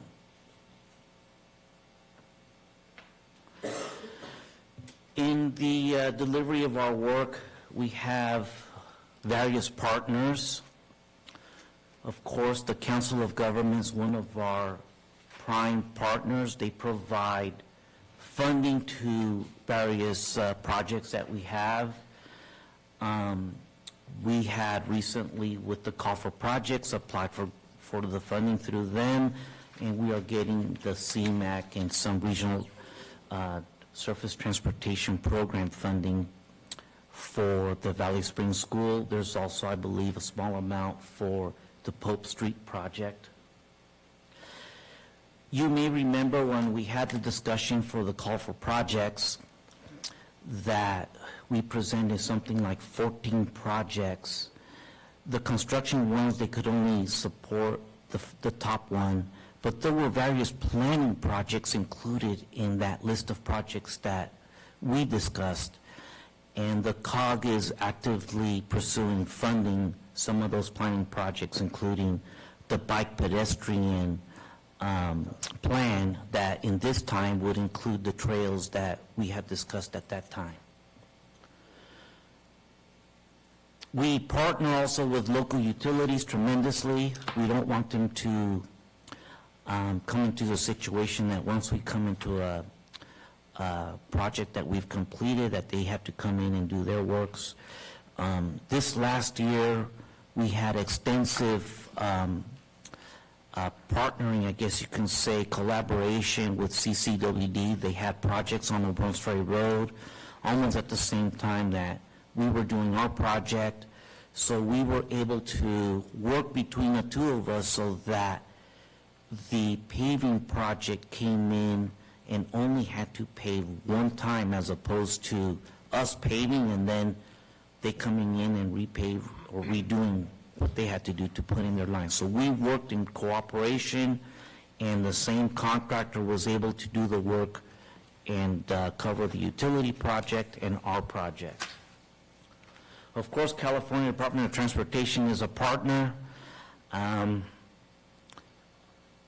Yeah, sometimes good and sometimes they give us a lot of work, but they're a partner. We thank them for their support too. So in summary, we continue to move forward with the CIP. This CIP is probably the first one that we have with very little disaster recovery work in it. With the One Railroad Flat Road project, all that other work has been delivered. Next year's CIP will probably have some projects in it from this last storm last month. Some of those will be ongoing. They'll show up there. And again, this comes to you every year around January, December timeframe. We're a little behind this year, but that January storm kind of kept us busy with dealing with those things, and we're still dealing with those. Last point there, we continue to look for grant opportunities. They come around from the state and federal government. We're always looking for those. Okay, I'd like to thank everyone that's actually doing the work. I have Jen, Kelly, and Mark, and they have extensive staff under them that are all involved in delivering all of these projects and the maintenance projects that Public Works does. Thank you. Board comments, input, Supervisor Stopper? Few things you brought up, Robert. The PCI. So this is our Basically pavement control. We know what the study is, how bad a road is, prioritization, everything. How are you going about doing that right now? In 2019, there was a report prepared for all of the roads. We're still working off of that report. Okay. And Excellent. we will be updating that report here in the next year or so to... Things change, over years, To- more environmental damage or whatever else. Correct. Right. And then, of course, the improvements. That's the answer I was looking for, absolutely, yeah, and we improved some roads Yeah. along the way. Okay, thank you for that. With that, you brought up There's a certain amount of fund reduction, I forget what that number was right off the top of my head, but like 9% or something, I think you brought up. Is that reduction in SB1 funds? No, sir. Okay. That reduction, it just has to do with the presentation of what we do. We have What you have on the list? the whole list. Okay. There's the dollar amount. We So we deliver a haven't- bunch of projects, and So the SB1 funding hasn't gone down in this time for now? Correct. That's subject to change. Okay, that's good news. With all these, I still have a map of that study for the greater Rancho area that shows like the condition of the roads and everything. And when we went over this in the past, we prioritized these roads, not necessarily by the worst road, because sometimes those costs on that worst road were so exponentially more that we could save other roads from getting to that point and stretch our dollars further. So are we still working underneath that thought process? that concept has not changed. very good. So, With all intentions, I mean, things have, things change, and we, working contracts at the same time, our intent, you kind of have the intention here of working in certain areas for the most part. I see a little spread out in 2024 between Copper and Rancho and everything. I mean, those are satellited out. But the intention, from what I originally understood from years ago, was that when we move forward with projects, let's say we have CSA 1 roads, for example, and then we also have county roads in the area. Now,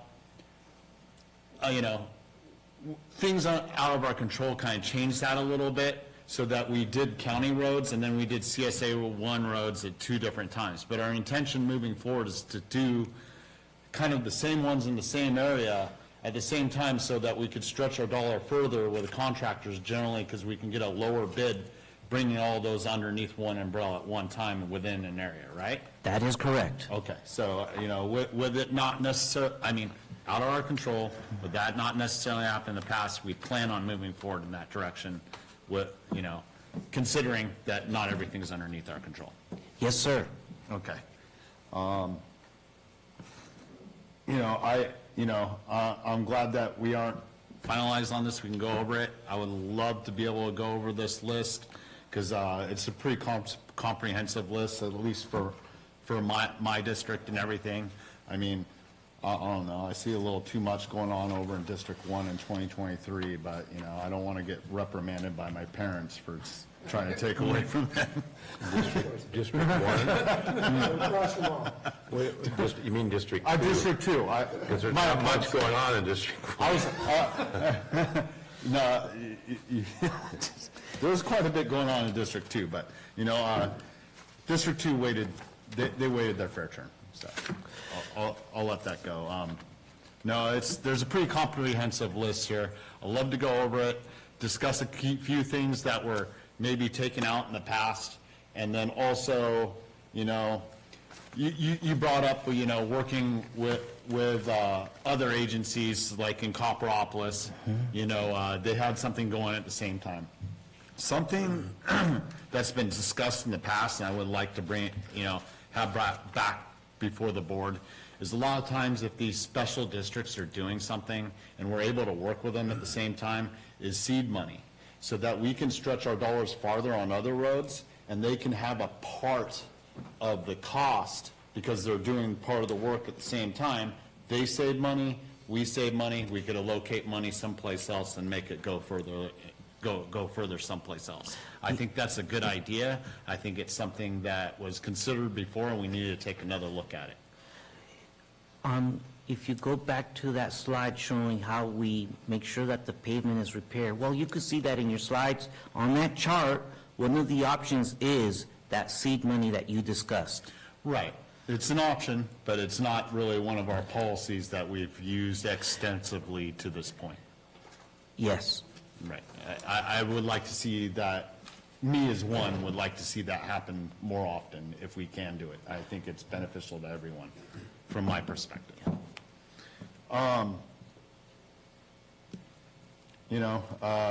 Yeah, love to take a deeper dive into this. I got my map still. I'd like a bigger map of my district, just because there's roads that are not on there. I like to see the levels of those, compare a little bit. I just, a lot of them in my district, when it comes to the county roads, we're waiting on other entities to do work on them. And my hardship with that is, how long are we going to wait for them to get their stuff straight to get it done? We've been waiting years on a lot of these projects that they intend to do. Maybe with some of those, we should put a deadline on them, because there's a significant, $246,000 here I'm looking at. Not all those are on that list, but they're to be determined in my district, and most of them are on that list for that very reason. And I think in the future that, it's like, look, we can only wait so long to bring these roads up, so you need to get your work done so we can get our work done. Yes, when we start itemizing what those roads are, we will be working with you and putting that plan together. Okay. Thank you, Robert. Some good answers. I appreciate that. Any other board comments, questions? Supervisor Huberty? Yes, I'd like to say some of the statistics that were in your packet were actually quite surprising. And safety, I think, is a huge issue. And I'd love to see that piece of the pie grow a little bit if we could. Yes, sir. Also, if I could take the opportunity, I just want to thank your whole department. You've been amazing to work with. I really appreciate all the work that you've done, and I've had a lot of calls commending the county on the roads up in the snow areas this season. So, thank you. Thank you. Does that have to do with snow removal? Because I think there's more coming. We need to also thank our field guys for actually facilitating that, not just everyone in the office. Yes. Field crew, 24/7. Any other board comments? You're going to wait for me? I just have a couple questions. Robert, one is on your 2023 scheduled construction, high friction surface treatment, and you had a list of roads in there that was on there. What is that? What does that mean? Is it preventative for cracking, or what is it? Can you explain that? Okay, what happens is we have a high accident rate on some curves on our roads.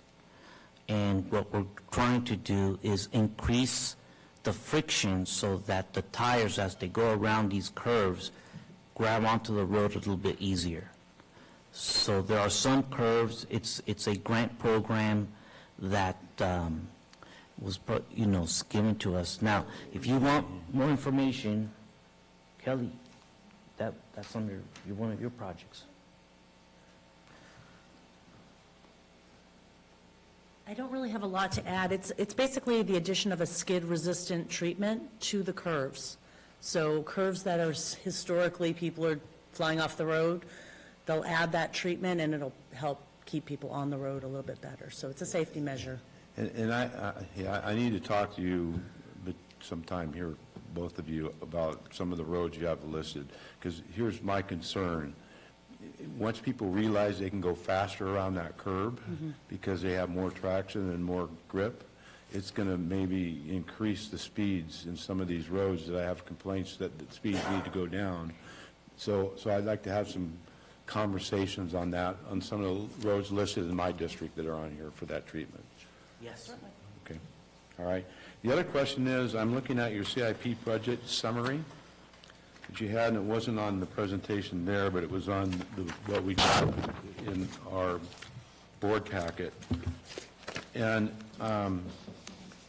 one is, when you're talking about doing bridges and roads and being reimbursed, that's all good, but where's the money coming from in order to do the initial work to be reimbursed from? Are we nowhere on here do I see RIM mentioned?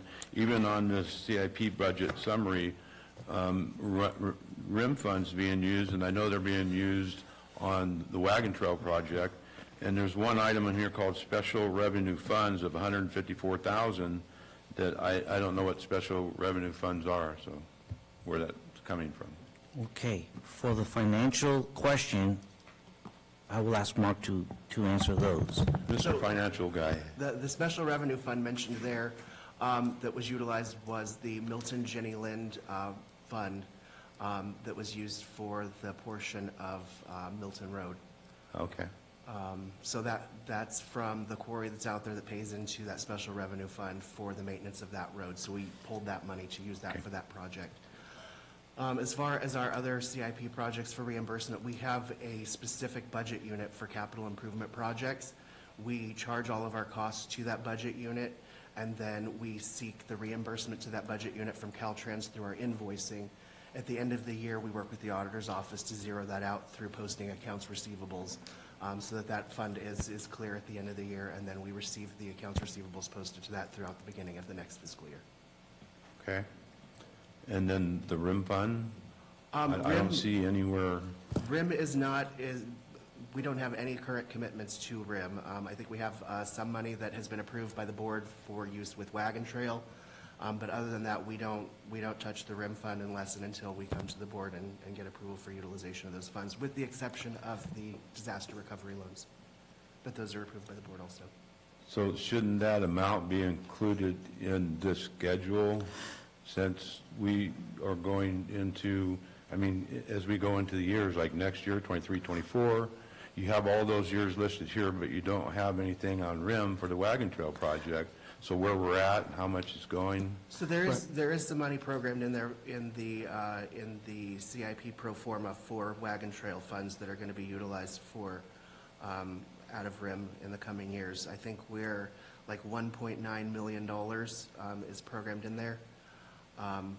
But beyond that, that's all that's currently approved by the board for use on that project. Okay. And the reason being is we're trying to use other people's money first. Okay. Once that is done. I don't disagree with you. Always. Okay. Supervisor Fallendorf. Okay. Are you done? Go ahead. Okay, so going off of Gay's question on the rim, well, I know we're trying to seek other funding, and we're working with our partners, with Caltrans to, and the CTC to go after some of those funds with Wagon Trail, but my concern is we've only secured the 4.5 million, and we still have right-of-way acquisitions and other things that are needed, and I, am concerned because with the loan that is out still and not repaid, and I know that the ongoing with multiple department heads working to try and get that money back, I just worry of as we go into the phase 2, into 24, 25, and 26, we don't know when we're going to get those types of fundings and what cycle from Caltrans and or the CTC, if we're even lucky at that level, are we going to be able, like Gary said, to monitor that rim with so many other projects coming in, and is it going to impact, because I do not want to see us having our hand tied and we don't have that money for phase 2 Yes. to carry us over. Right now, with that 4.5 million, that should get us with design, a lot of the environmental work, and of course, the preparation for the right-of-way work. We're always hoping that showing progress on those elements will open the door for more funding coming from the state or even the federal government. We are planning that project will receive some federal dollars, so our efforts for keeping track of all the paperwork and everything is a high level of effort, but we have, with the 4.5 million right now, enough money for a few years' worth of work, a couple years' worth of work, to get us in a position where we can ask for more money. Hopefully, we don't use RIM. That's the point. We're trying not to use RIM.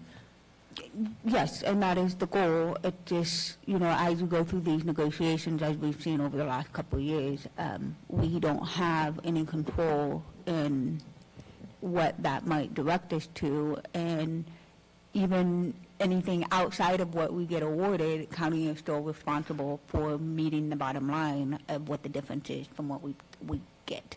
Yes. And so I just want to be conscientious, because we haven't even finished phase 1, and we're eating into those dollars, and now we're going to go looking into phase 2, and we haven't, as an entirety, as a board, haven't we committed what we're spending down from that already allocated. No right-of-way work is going to be done under this project that we've awarded the agreement, the contract for the design. There's no right-of-way work in that contract at all, so we stop once we get design and environmental and all of that done. We stop if we must, if we don't have the funding for moving forward. But that's not what we committed to the CTC. I don't know, that's not what I remember, that we would be stopped. We were making sure it was earmarked out of RIM, so we didn't stop. We do have, Don't want to stop. there's some portion of money that we have earmarked from the RIM, that is correct, but that $4.5 million that we have is for the PSNE work. We have the agreement with the state that was approved, they put that in there, so everyone understands what the 4.5 million is for. I'm not talking about what we've already been awarded, I'm talking about the additional potentially out of RIM that we're supposed to earmark, so there wasn't any stops. Well, currently, right now, with the project the way phase 2 is going, we're trying to position ourselves so that we can get that additional money to complete the right-of-way and then move on to construction.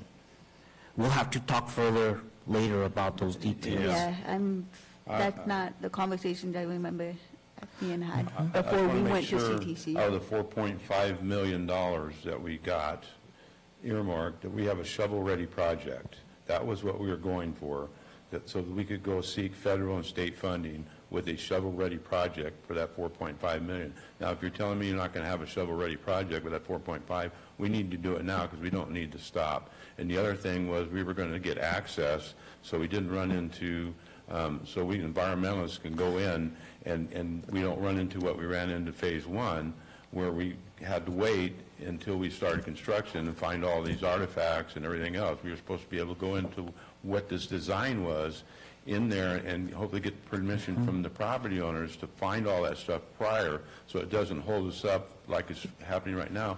And it was my understanding that 4.5 million was going to do all of that. And if it's not, we need to talk about that so we can get that. We want a shovel-ready project. When we get funding for phase two, we can go get funding for it, and we can just move forward to complete the whole thing, phase one and phase two, and be done with this project. Yeah. The access that they want to have for that phase two of the project, that's happening now. There will be letters going out maybe in about a month or so to the landowners requesting access so that they can start doing their work for the environmental and archaeological and all that kind of stuff. So that's in process. And the $1.9 million from RIM that we allocated was for the entire project. It wasn't specifically for if you don't use it all in phase one or whatever. As my understanding, yeah, use it in phase one if you have to, but it can cover the whole project. And so we can use, if we have some of that left, and we need some money to complete this shovel-ready project that the 4.5 doesn't cover, which we talked that it was supposed to. We don't want to stop, Robert, but we want this shovel-ready project that we can go to the state and federal government like we did with phase one and say, here it is, and we're first in line to get the money because it's not something that still has to do this and develop that, and environmental has to be done. I mean, that's how we got in on phase one with the state, and we're looking to do the same thing with phase two. Yes. Perhaps there's something that I lost there in the translation, but yes, I understand what you're saying. Okay, all right. Okay. Is that correct? Okay, yes, that is. Thank you. Okay, and then I have additional questions outside of Wagon Trail. So I see CSA 4 paving program. I'm a little concerned about what is proposed in this, primarily because there is a CSA meeting with them next month to discuss and have a conversation about expectation, what do we know, and get the feedback from constituents. So I'm just a little weary of adopting this current plan ahead of going into a CSA 4 meeting next month, and possibly having different feedback. So I just want to make sure that this isn't something that's locked in stone, and it can be part of the discussion next month when I meet with the constituents, but I am just worried about this if there's no feedback from them at this time. Those are, I believe, 2024 future roads. And I believe that we made the statement that those could change.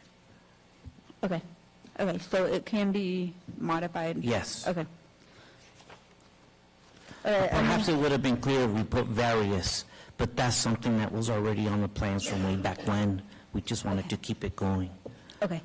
And then the other question, and I know I sound like a broken record, I know you're working on the smaller bridges around the county, and thank you for that, but going back to the major bridges in the county, are there any opportunities in the future that, even if it's from a maintenance standpoint, to get especially a Burn Ferry and Parrot Ferry? And I know there is agreement with Suwannee County, but in speaking with the county supervisor over there, trying to figure out how we maximize our dollars to get some of these things accomplished on the bridges.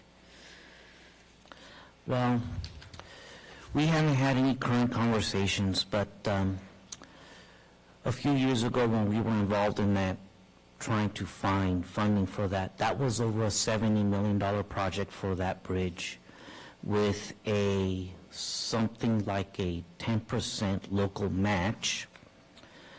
And at the time, coming up with a 10% local match for that bridge was very difficult. We had conversations that perhaps that could be in the rim that might give it a chance.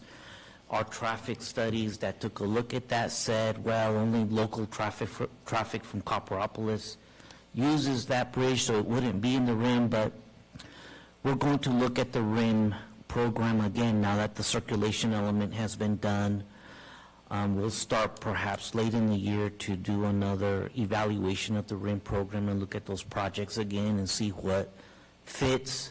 That's a multi-year project that will take place, and we'll have to have public comments and meetings with you. But we're not going to do that right now. We'll do it. Perhaps that'll be something that we could tackle on later in the year, late in the year. And at that time, you know, bringing up that the cost of that Old Brunswick Road Bridge can be discussed.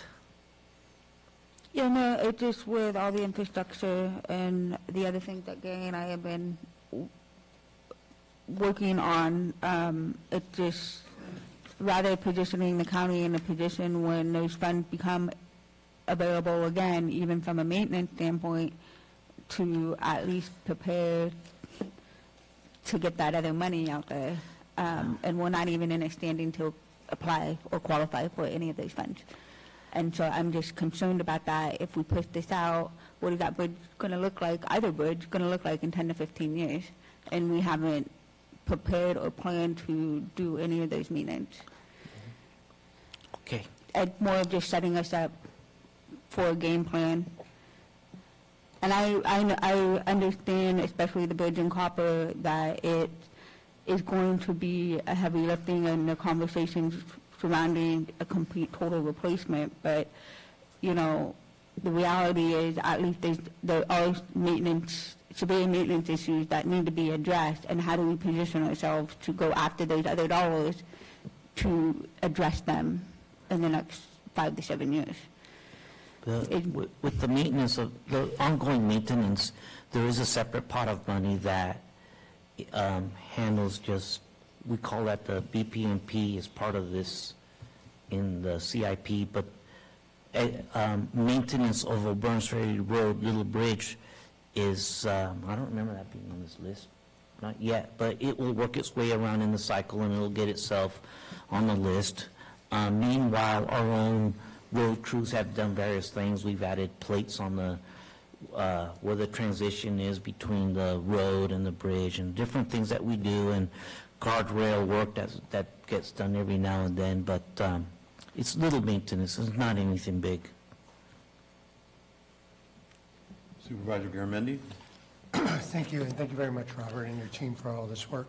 I just want to clarify that the bridges that are going in, especially bridges that probably weren't going to end up being our highest priority for our CIP, things like Hogan Dam or up on Shads Road, those are all federal dollars that they're not coming out of our pocket.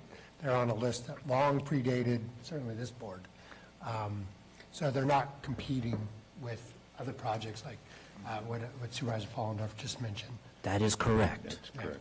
Because I don't think any of us would spend $1 million on one of those bridges, but federal government chose it, so there you go. Yeah, and just to that, we've had some conversations with the Corps. We have ongoing, especially Hogan Dam Road that floods seasonally all the time, so, and those bridges. So you're right, federal dollars, we're looking. Apples and oranges. Any other board comments? Hearing none, open it up to public. Is there any public comments on this item? Any online? Yes, there is one online. Janet, you can go ahead and unmute now and talk to the board. Good morning, Board of Supervisors. This is Janet Sterling, and I'm a resident of Diamond 20 in Copper. And I know this is an informational item only, but on the proposed 5-year paving plan for CSA 4, which is Diamond 20, I would just ask that we can put this on hold until after we can get some input from the residents, because as Supervisor Follendorf had mentioned, we currently have a meeting and it's taken us months and months between everybody's schedule to get it on the calendar, and it is scheduled for Saturday, March 25th. Supervisor Follendorf is going to be present along with Jacob Weil.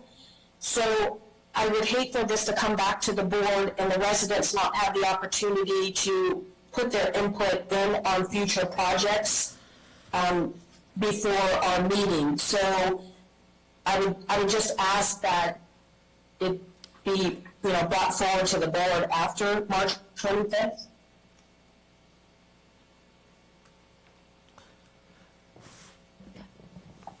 I think that will be the plan, Janet. Okay, thank you very much.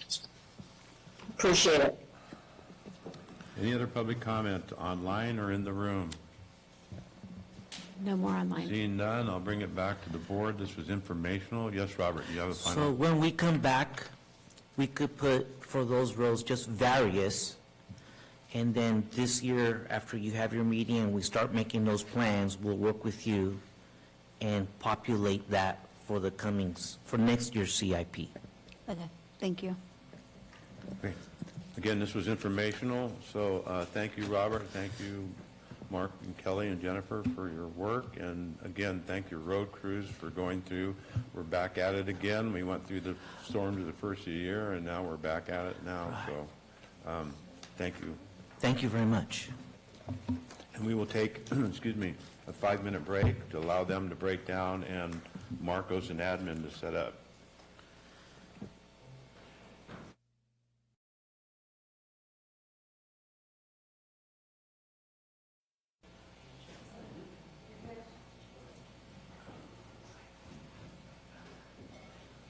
Okay, we are back, and we are going to move on to item number 23. This is an action item from Administrative Office.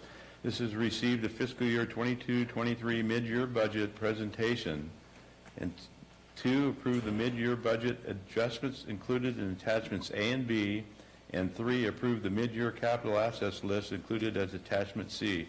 This requires a 4/5 affirmative vote by the board. Marcus, take us away. Good morning, Chair, members of the board. Marcos Munoz, Assistant CAO. Today I have Denise Hubner with me, Deputy CAO. All right, so let's jump right in. The agenda for today, we're going to go over the budget status as of December 31st, 2022. We're going to go over some highlights from mid-year, as well as going over personnel requests, which the official personnel control list will come back next board meeting for approval with any changes that are recommended today.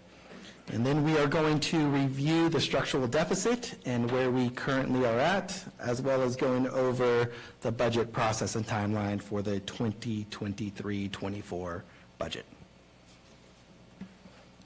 So diving right in, where are we at? So our overall adopted budget was $234 million. Of that, the general fund budget was at $78 million, with revenue just under $68 million. So that was that final budget. When you take out some one-time things that were happening, we had a $9.4 million structural deficit. Since then, since some cleanup, we have doubled contingencies to $2.4 million, which is twice the policy minimum, and we have made our general reserve just over $5 million, which is at the policy minimum. All right, so revenue. For mid-year taxes, so the first category, that's our property tax, sales tax, TOT tax, VLF, and excise tax. We're coming in at 57%, which is really good. And then, but when you look at license, permit, and franchise fees, we're at 34%. And part of that is because franchise fees, some of them don't hit until April. So we haven't had any of those hit, which is driving down those numbers. Those will come in. We just haven't seen anything at this moment. The third category, fines, forfeitures, and penalties. So this was a change during the budget cleanup. We moved Teeter into the general revenues category, and Teeter typically comes in April, and so you see that 7.9%. That's because we haven't seen the Teeter funds come in yet, which we will see come April. Use of money. This is interest. Another way to say interest. So this is where we sit on interest. The next two categories are running a little low. That is our intergovernmental revenue, state and federal. So these are our federal and state grants that come in.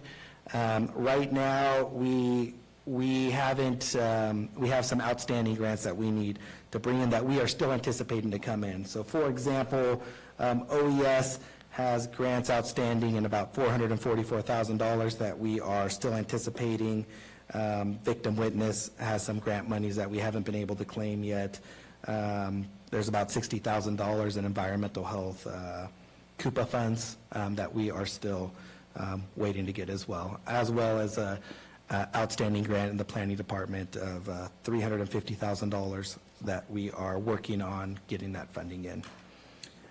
Some federal funding, we have a couple of grants as well, again in Victim Witness as we are chasing those monies down, but we do anticipate those monies coming in and those percentages going up. Charges for services, we're right at 49.1%. Miscellaneous revenue is down to 10%. Part of that includes tobacco settlement fees, which also come in towards the end of the year, and we haven't seen that money, and that is just over $500,000 that we are anticipating. And then that leaves our operating transfers in. We're right at 45.7%, and that is our revenue. Some of the questions I get on revenue is how does our sales tax work? So the next two slides, I'm going to talk briefly about sales tax and property tax. So here is sales tax. Our county rate is 7.25. As you can see, the nickel there off to the left of that nickel, 2011 realignment. So that's what you hear when we speak about HHSA and what funds many of their departments is about 1.0625 goes to 2011 realignment in the HHSA departments. The state general fund takes up almost the other 4 cents of that nickel. The county receives roughly 1 penny that goes into our general fund, and then of the other penny, we have 1991 realignment, which also goes to HHSA, and then the other half of that is the Prop 172, the local public safety funding. And then we have 1/4 penny up there, which goes to transportation, and that makes up the 7.25 that comes into our county through sales tax. In terms of property tax, the whole dollar does not come to the county, which is sometimes people think we receive the whole 1%, and we do not. So this chart here shows at the very far right, there's a really tiny sliver that represents the amount that Angels Camp receives. It is about a penny, and I rounded on these numbers, so it's not exactly a penny, but I put it in as about a penny. You look at Calaveras County, we receive roughly 18 cents on every dollar of property tax. The special districts are right on the far left, are right around 2 cents. And then you have the school districts receiving 67 cents of every dollar. And then there is this fund, the ERAF. This is the Educational Revenue Augmentation Fund. Essentially, in 1992, the legislature, they shifted money from cities and counties to, for lack of a better way of saying it, to reduce their obligation to schools based on in 1998, Prop 98, which set a minimum to funding community colleges and schools. So that is what the ERAF is. And so that's property tax. And that's on a good year. That's on a good year, yes. We've experienced years where we were supposed to get 17 cents, and we weren't even getting the 17 cents. So, and we could be looking at one coming up here, so. Correct. That's not a percentage that's set in stone. It does fluctuate a little bit, and that is just where we're currently trending at the moment. So going to comparison back to revenue, looking at how we are doing compared to last year. As you can see, taxes are up overall, but as you go through the numbers, we are a little lower overall year to date. Part of that you see on the operating transfers in line, just under $1.8 million. That has to do with our Butte Fire settlement funds. We transferred in a lot more last year as we were trying to spend down the monies compared to this year. All right. Expenditures. So where do we lie on expenditures?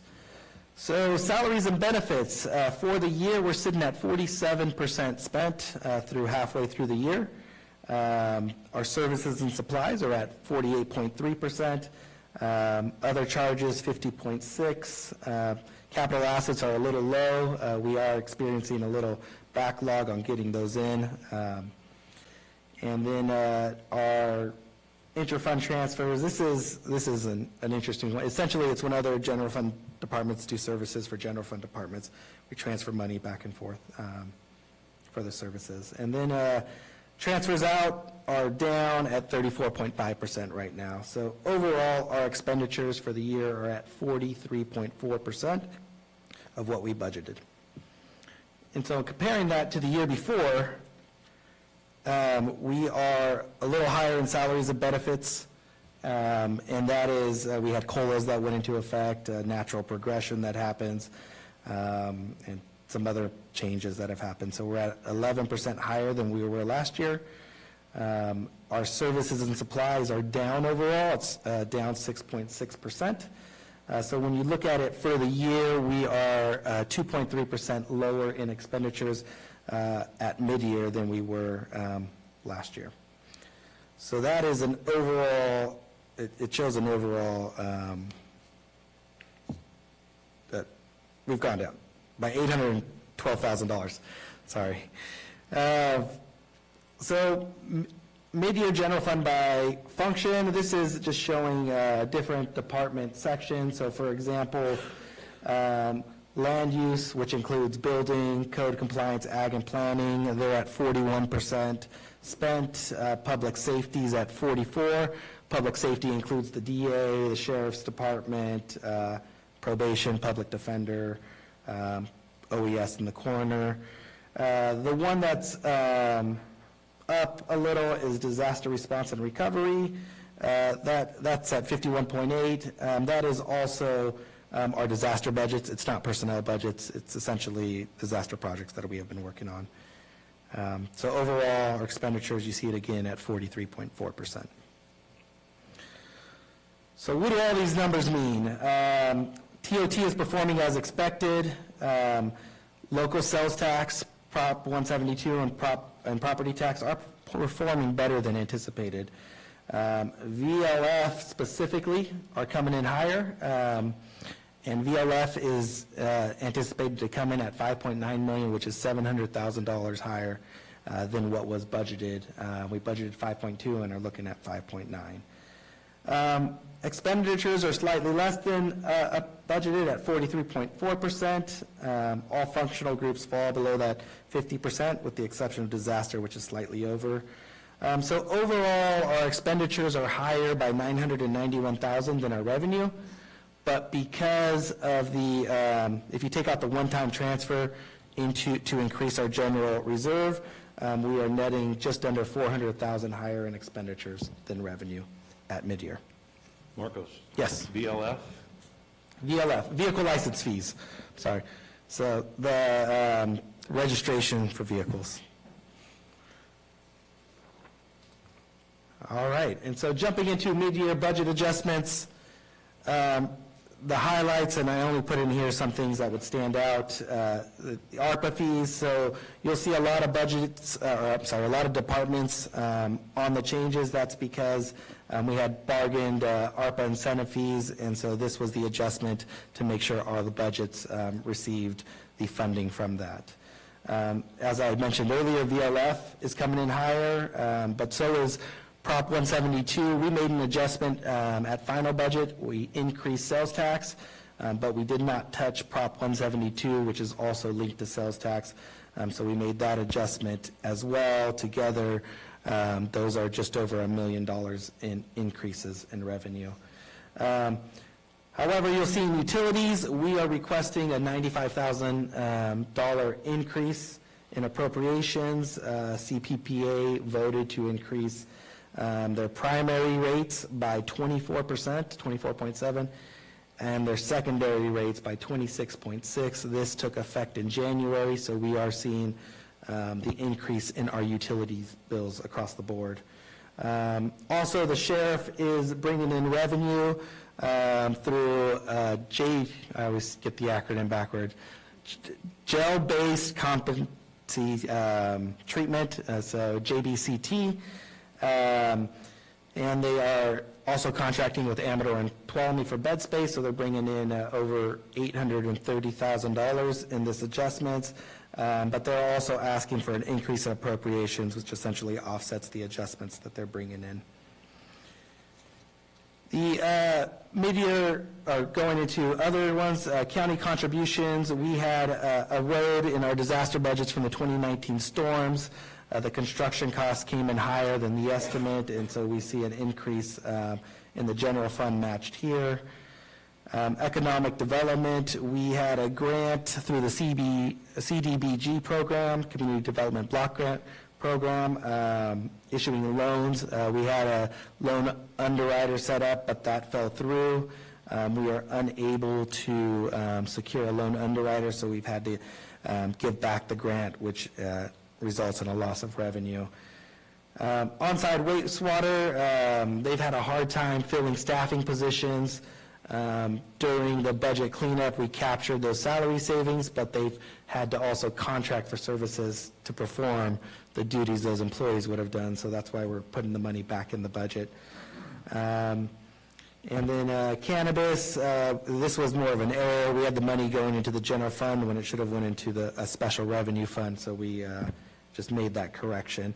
And the final result is essentially bringing $854,000 back into the general fund to offset our structural deficit from mid-year.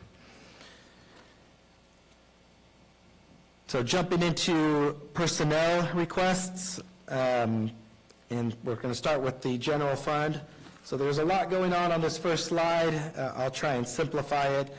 So the district attorney is requesting some reclassifications, reclassifying anything that says victim witness, so victim witness coordinator, victim witness advocate, to district attorney services tech. And the reason for this is she has several grants. As I mentioned in the earlier slide, we were having trouble drawing down the funding in victim witness. This allows this reclass her to draw down that funding. So specifically, those grants only allow those positions that say victim witness, the way the grant was written, to draw down that funding. By making this change, anybody that is called a district attorney service tech can actually pull down the funding, and since those victim witnesses are vacant, this allows other staffing, which are also district attorney service techs in her budget, to also draw down that funding. In speaking with Barbara, she anticipates this could potentially help to draw down $100,000 in grant money that she's having trouble drawing down at the moment. It also nets a savings of $23,000 overall, and part of that is HHSA has jumped into the mix, and they are helping to pay up to 50% of one of the positions as well for services HHSA needs that require a district attorney investigator. So that's the district attorney. I'm going to jump over to the jail. The jail, we are looking to reclassify the correctional techs to a correctional tech 1, 2, 3.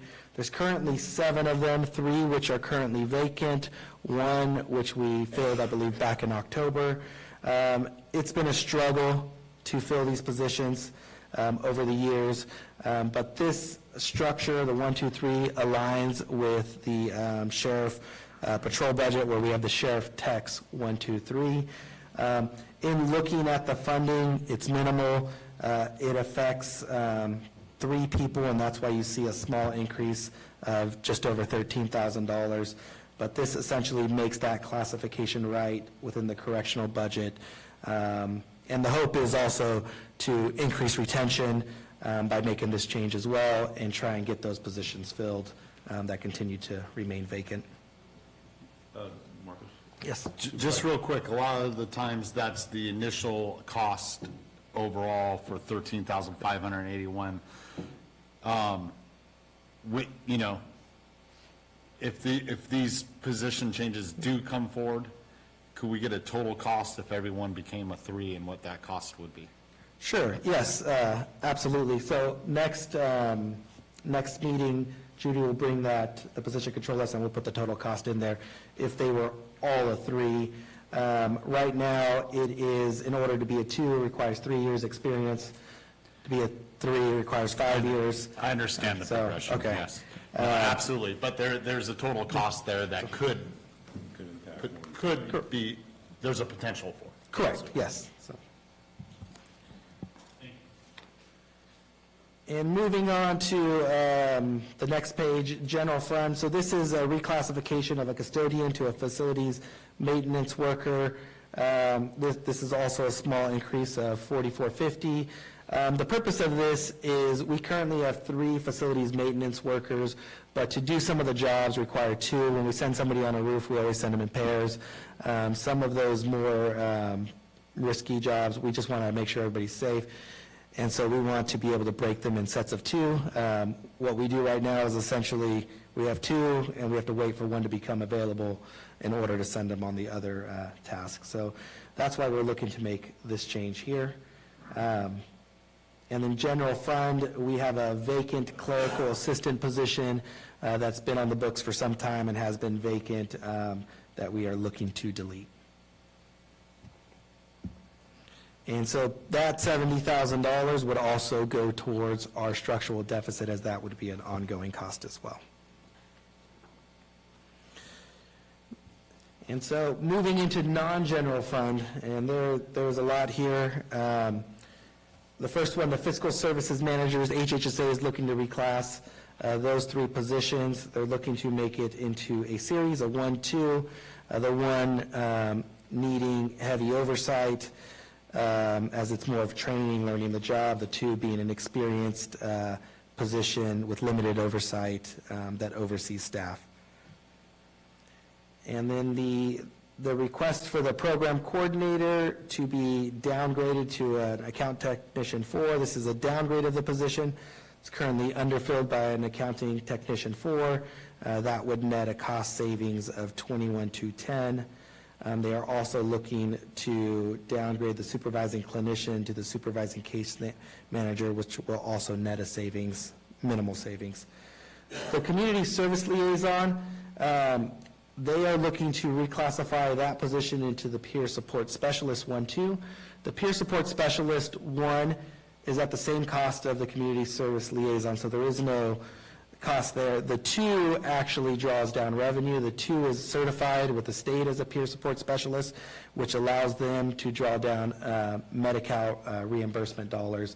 So really, by being able to get them to the 2 and certified, you'll see an offset through revenue for that position. Yes?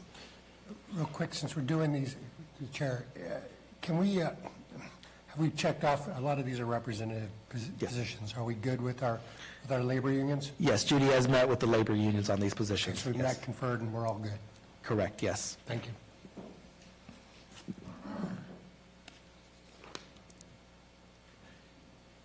And then the final positions page I have here is HHSA is requesting a new position, the fiscal services manager. And then the cost there is $95,000. And then they're also requesting some salary adjustments. The psychiatrist. The psychiatrist is currently at the range of 111 to 136. As you know, in this county, it's been about 7 years since we've had a live psychiatrist in this county. We are currently paying $259 per hour for telepsych services, and then $281 is in the contract in order to bring them here on site.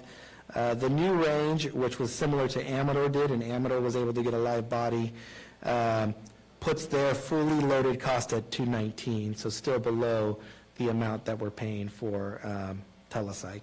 And the intention of this is to try and get a live body here in the county. Now, to be clear, by increasing the range and bringing a live body, that does not mean the contracts for telepsych would go away. Currently, we're contracting out about 60 hours a week, and so even if we brought a live body in here, we would still need some services through telepsych. And then the final one on here is the salary adjustments. The supervising clinician and the clinician 1-2, these are clinical positions that we are experiencing a high turnover rate on. We can't seem to keep them, and they're very hard to get. And so those positions I know have been discussed between Judy and HHSA, and the recommendation today here is a 5% increase for the clinical positions. And that's what I have on position changes. Do I have any questions regarding those? I know I said a lot there. The comment. I just wanted to mention on some of these positions. First, I wanted to give a shout out to our interim chief probation officer. She's bringing forward things that are going to save us money and bring in some income. Take one position away and look for additional income. Be that said of every department, and that's she set the example. So I want to thank her for that. Particularly, I also wanted to mention in Health and Human Services, the fiscal management area, it needs strengthening. There was some person that was really good that used to be over there that came to a different department and left a gaping hole over there, and we need to strengthen that area. It's one of your biggest budget centers and one of the most complicated budget centers. So I can't endorse this one strongly enough that we need to strengthen that area. It's a great opportunity, but it's also it's an area you can sink really quickly if you don't have the proper support. So I did want to mention those in particular. All right. This is right, Mr. Stopper, you have a question? I get the savings in a few of these on retention, but this list is deep, and I mean, we've been having these discussions quite a bit over the last so many years. It's a lot to take in and do all at once in a mid-year budget. I have a hard time with all these all at once. I mean, that you say, you go through all this, HR's met with all the unions and discussed every one of these positions with the represented. I find that hard to fathom. There's just so much here. It's a deep list, and there's not much more I can say than that. Supervisor Garamendi. I agree with Supervisor Stopper. There's a lot there, but Nick's given us thumbs up that he consulted with the labor, so I've never known Nick to lead us, not be honest with us, so I'll believe him. But Nick, do you want to? Yes, I can talk about that real quick. We did meet with each of the labor unions on all of these changes, and they have approved everything so far. Yeah, I can understand that, but here's where I'm coming from, is, in discussions, we're looking at doing a deeper dive, desk audits, and everything else. This list is very large, coming forward ahead of those, from my perception, Of course, I can understand you sat down with them. I mean, most all of these are raising those up, so there's going to be no argument from representative if you're raising their positions. And I'm not saying that not one of these positions don't need it. I just, it's a lot to take in all at once, especially during a mid-year with this many changes. I want to, if I can, I'm glad we're doing this, trying to get ahead of this structural deficit. That was the direction we gave last summer and fall, and thank you very much, Craig and Marcos. everybody for putting this whole thing together, Denise. This was reasonably as bad as it sounds, this was the low-hanging fruit to get ahead of this. This was the stuff that's obvious and we can clean up. I would encourage all department heads to get ready, because we're going to have to, this June will be a much different set of adjustments to make, but we have to live within our means. And I'm continuing to commit to that. We have to live within our means, and we have to have honest, transparent budgets. And I think we have made enormous progress towards that. And I want to thank you guys very much, and I want to encourage everybody to get ready for this next round. It's what we need, maybe not always what we want. Any other supervisor? Okay, move on. All right, the capital assets, so the duplication fund is looking to purchase 2 copiers using their special revenue fees to replace 2 machines.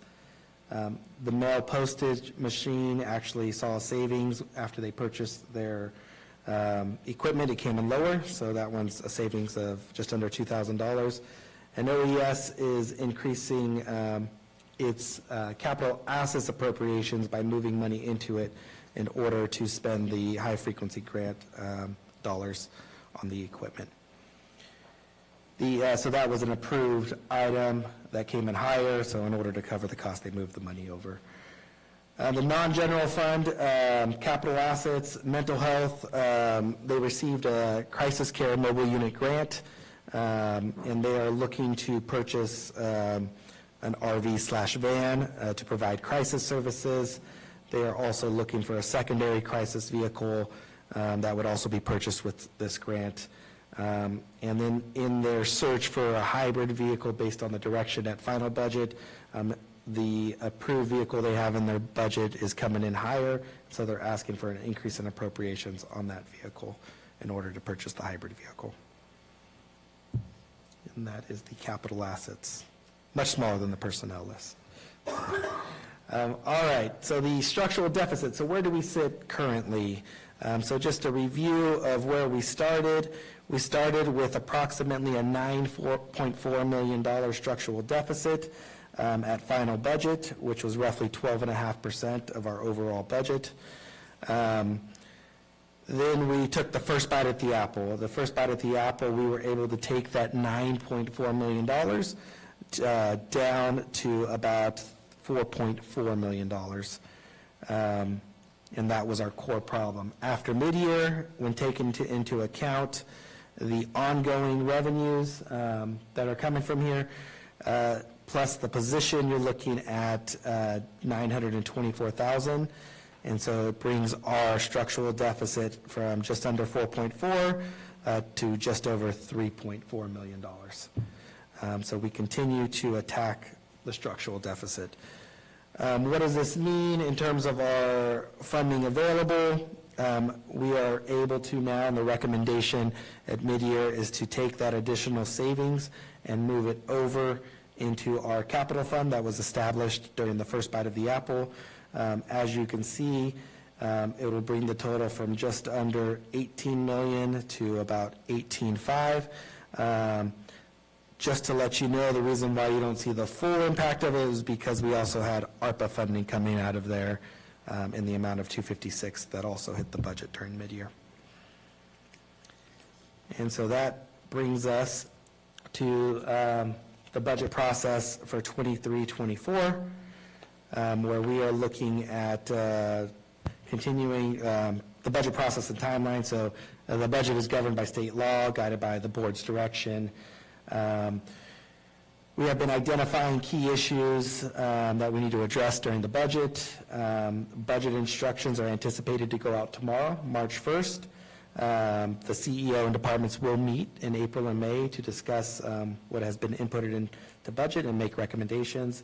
Our budget hearings are scheduled right now for June 13th through the 16th. That's the second week in June, with the approval at the end of June, and then technical adjustments for final budget brought back in September. And this is a collaborative process with all departments in putting the budget together. We do have some things to continue to consider in next year's budget, that being the structural deficit, our economy and the uncertainty that surrounds that. Also inflation, as we saw with utilities, things are increasing. We also have to remember we do have MOU increases as part of that 5-year agreement. And then infrastructure projects, as we continue to move through those, those are big ticket items, and so we need to continue to keep our eyes on those as well. So the recommended actions, any direction that you have for changes to the 22-23 mid-year budget. I also ask that you approve the adjustments here and that you authorize us to continue to work with the auditor controller. Basically what I'm saying is continue to work on that structural deficit and get it down to zero. The last thing, I just want to thank everybody that helped with mid-year, the CAO, admin staff, department heads, department fiscal staff, the auditor controller, for letting this be a smooth process. And that brings me to the question slide. Thank you, Marcus. Denise? Questions? Any other board questions or comments? Hearing none, we'll open up to staff. There's a lot of staff in the room. There's staff comments.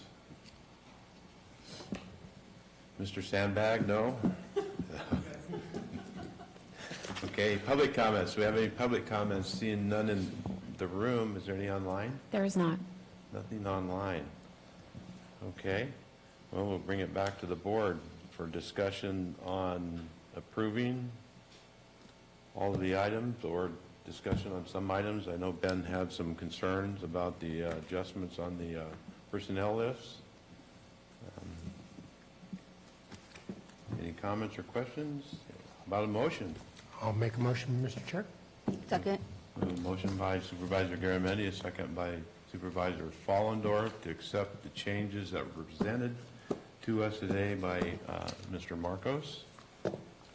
All in favor? Aye. Aye. Opposed? I'm an aye. I'm an aye. You're an aye? Aye. Aye. Passes 5-0. Thank you. We'll take another 5-minute break to allow you to break down and leave.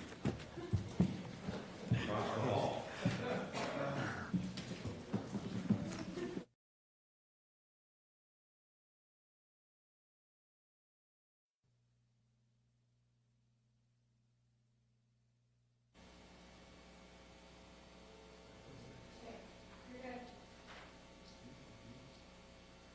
All right, we're back in session. Recording's on. We move on to supervisor announcements. In compliance with Government Code 53232.3D, board members shall provide brief reports on any meetings attended at the expense of the local agency and may make other announcements or report out. Mr. Hubbardy, we will start with you, supervisor. Thank you, Chair. I attended the CSAC conference for new supervisors last week and got even much more to read. It was a very good conference. I really appreciated the information that we got, and thank you for doing that for me. Okay. Supervisor Garamendi. Golden State Connect Authority had executive committee meeting last week, as well as, Susan. Golden State Connect Authority had a board meeting executive board meeting last week. We'll be bringing forward a final contract to the full committee, Golden State Connect Authority. That'll bring us into contract with Utopia Fiber out of Utah. We should be expecting some preliminary design for Calaveras County in the next couple weeks. Perfect. Stan Moore has been and Kathy as well have been great partners in putting this together. So we should have something to look at here and figure it out. There's a ton of moving parts. We're only building the largest municipally owned broadband system in the United States while we're flying that airplane. So what's to worry about? Hopefully I'll have something to show you guys pretty soon, and we've talked about having a presentation on it for too long so you guys can all Very good. give your input. Thank you. Very good. Supervisor Fallendorf. I don't have anything to report. I've kind of been out of commission the last week due to some medical issues, but I did want to say an early birthday to Susan. So it is her birthday tomorrow, so happy birthday. I hope you have a good day. Which means we have to wait till tomorrow's meeting, COG meeting, to sing you happy birthday tomorrow night. Supervisor Stopper. I'm here and it cost the county money. That's my report. Okay. And I attended the Mountain Valley EMS Agency Board meeting yesterday morning, and then Central Sierra Child Support Agency meeting yesterday afternoon. And we have as I mentioned just a minute ago, we have a COG meeting tomorrow evening, 5:30 in these chambers, and we will be singing happy birthday to Susan. 21st, right?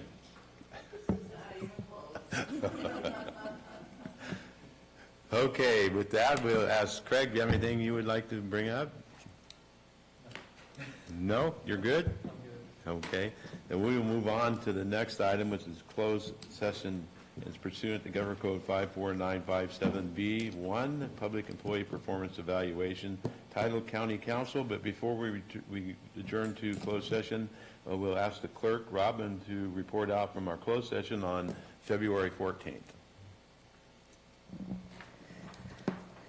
February 14th, report of closed session. Item number 1, pursuant to Government Code Section 54957B1, Public Employee Performance Evaluation, title Interim County Executive Officer. There is no reportable action. Would you like to call public comment for the Yes, I was going to call public comments after that. Any public comments on either one of these two? None online, none in the room. We'll close public comment, and we will adjourn into closed session.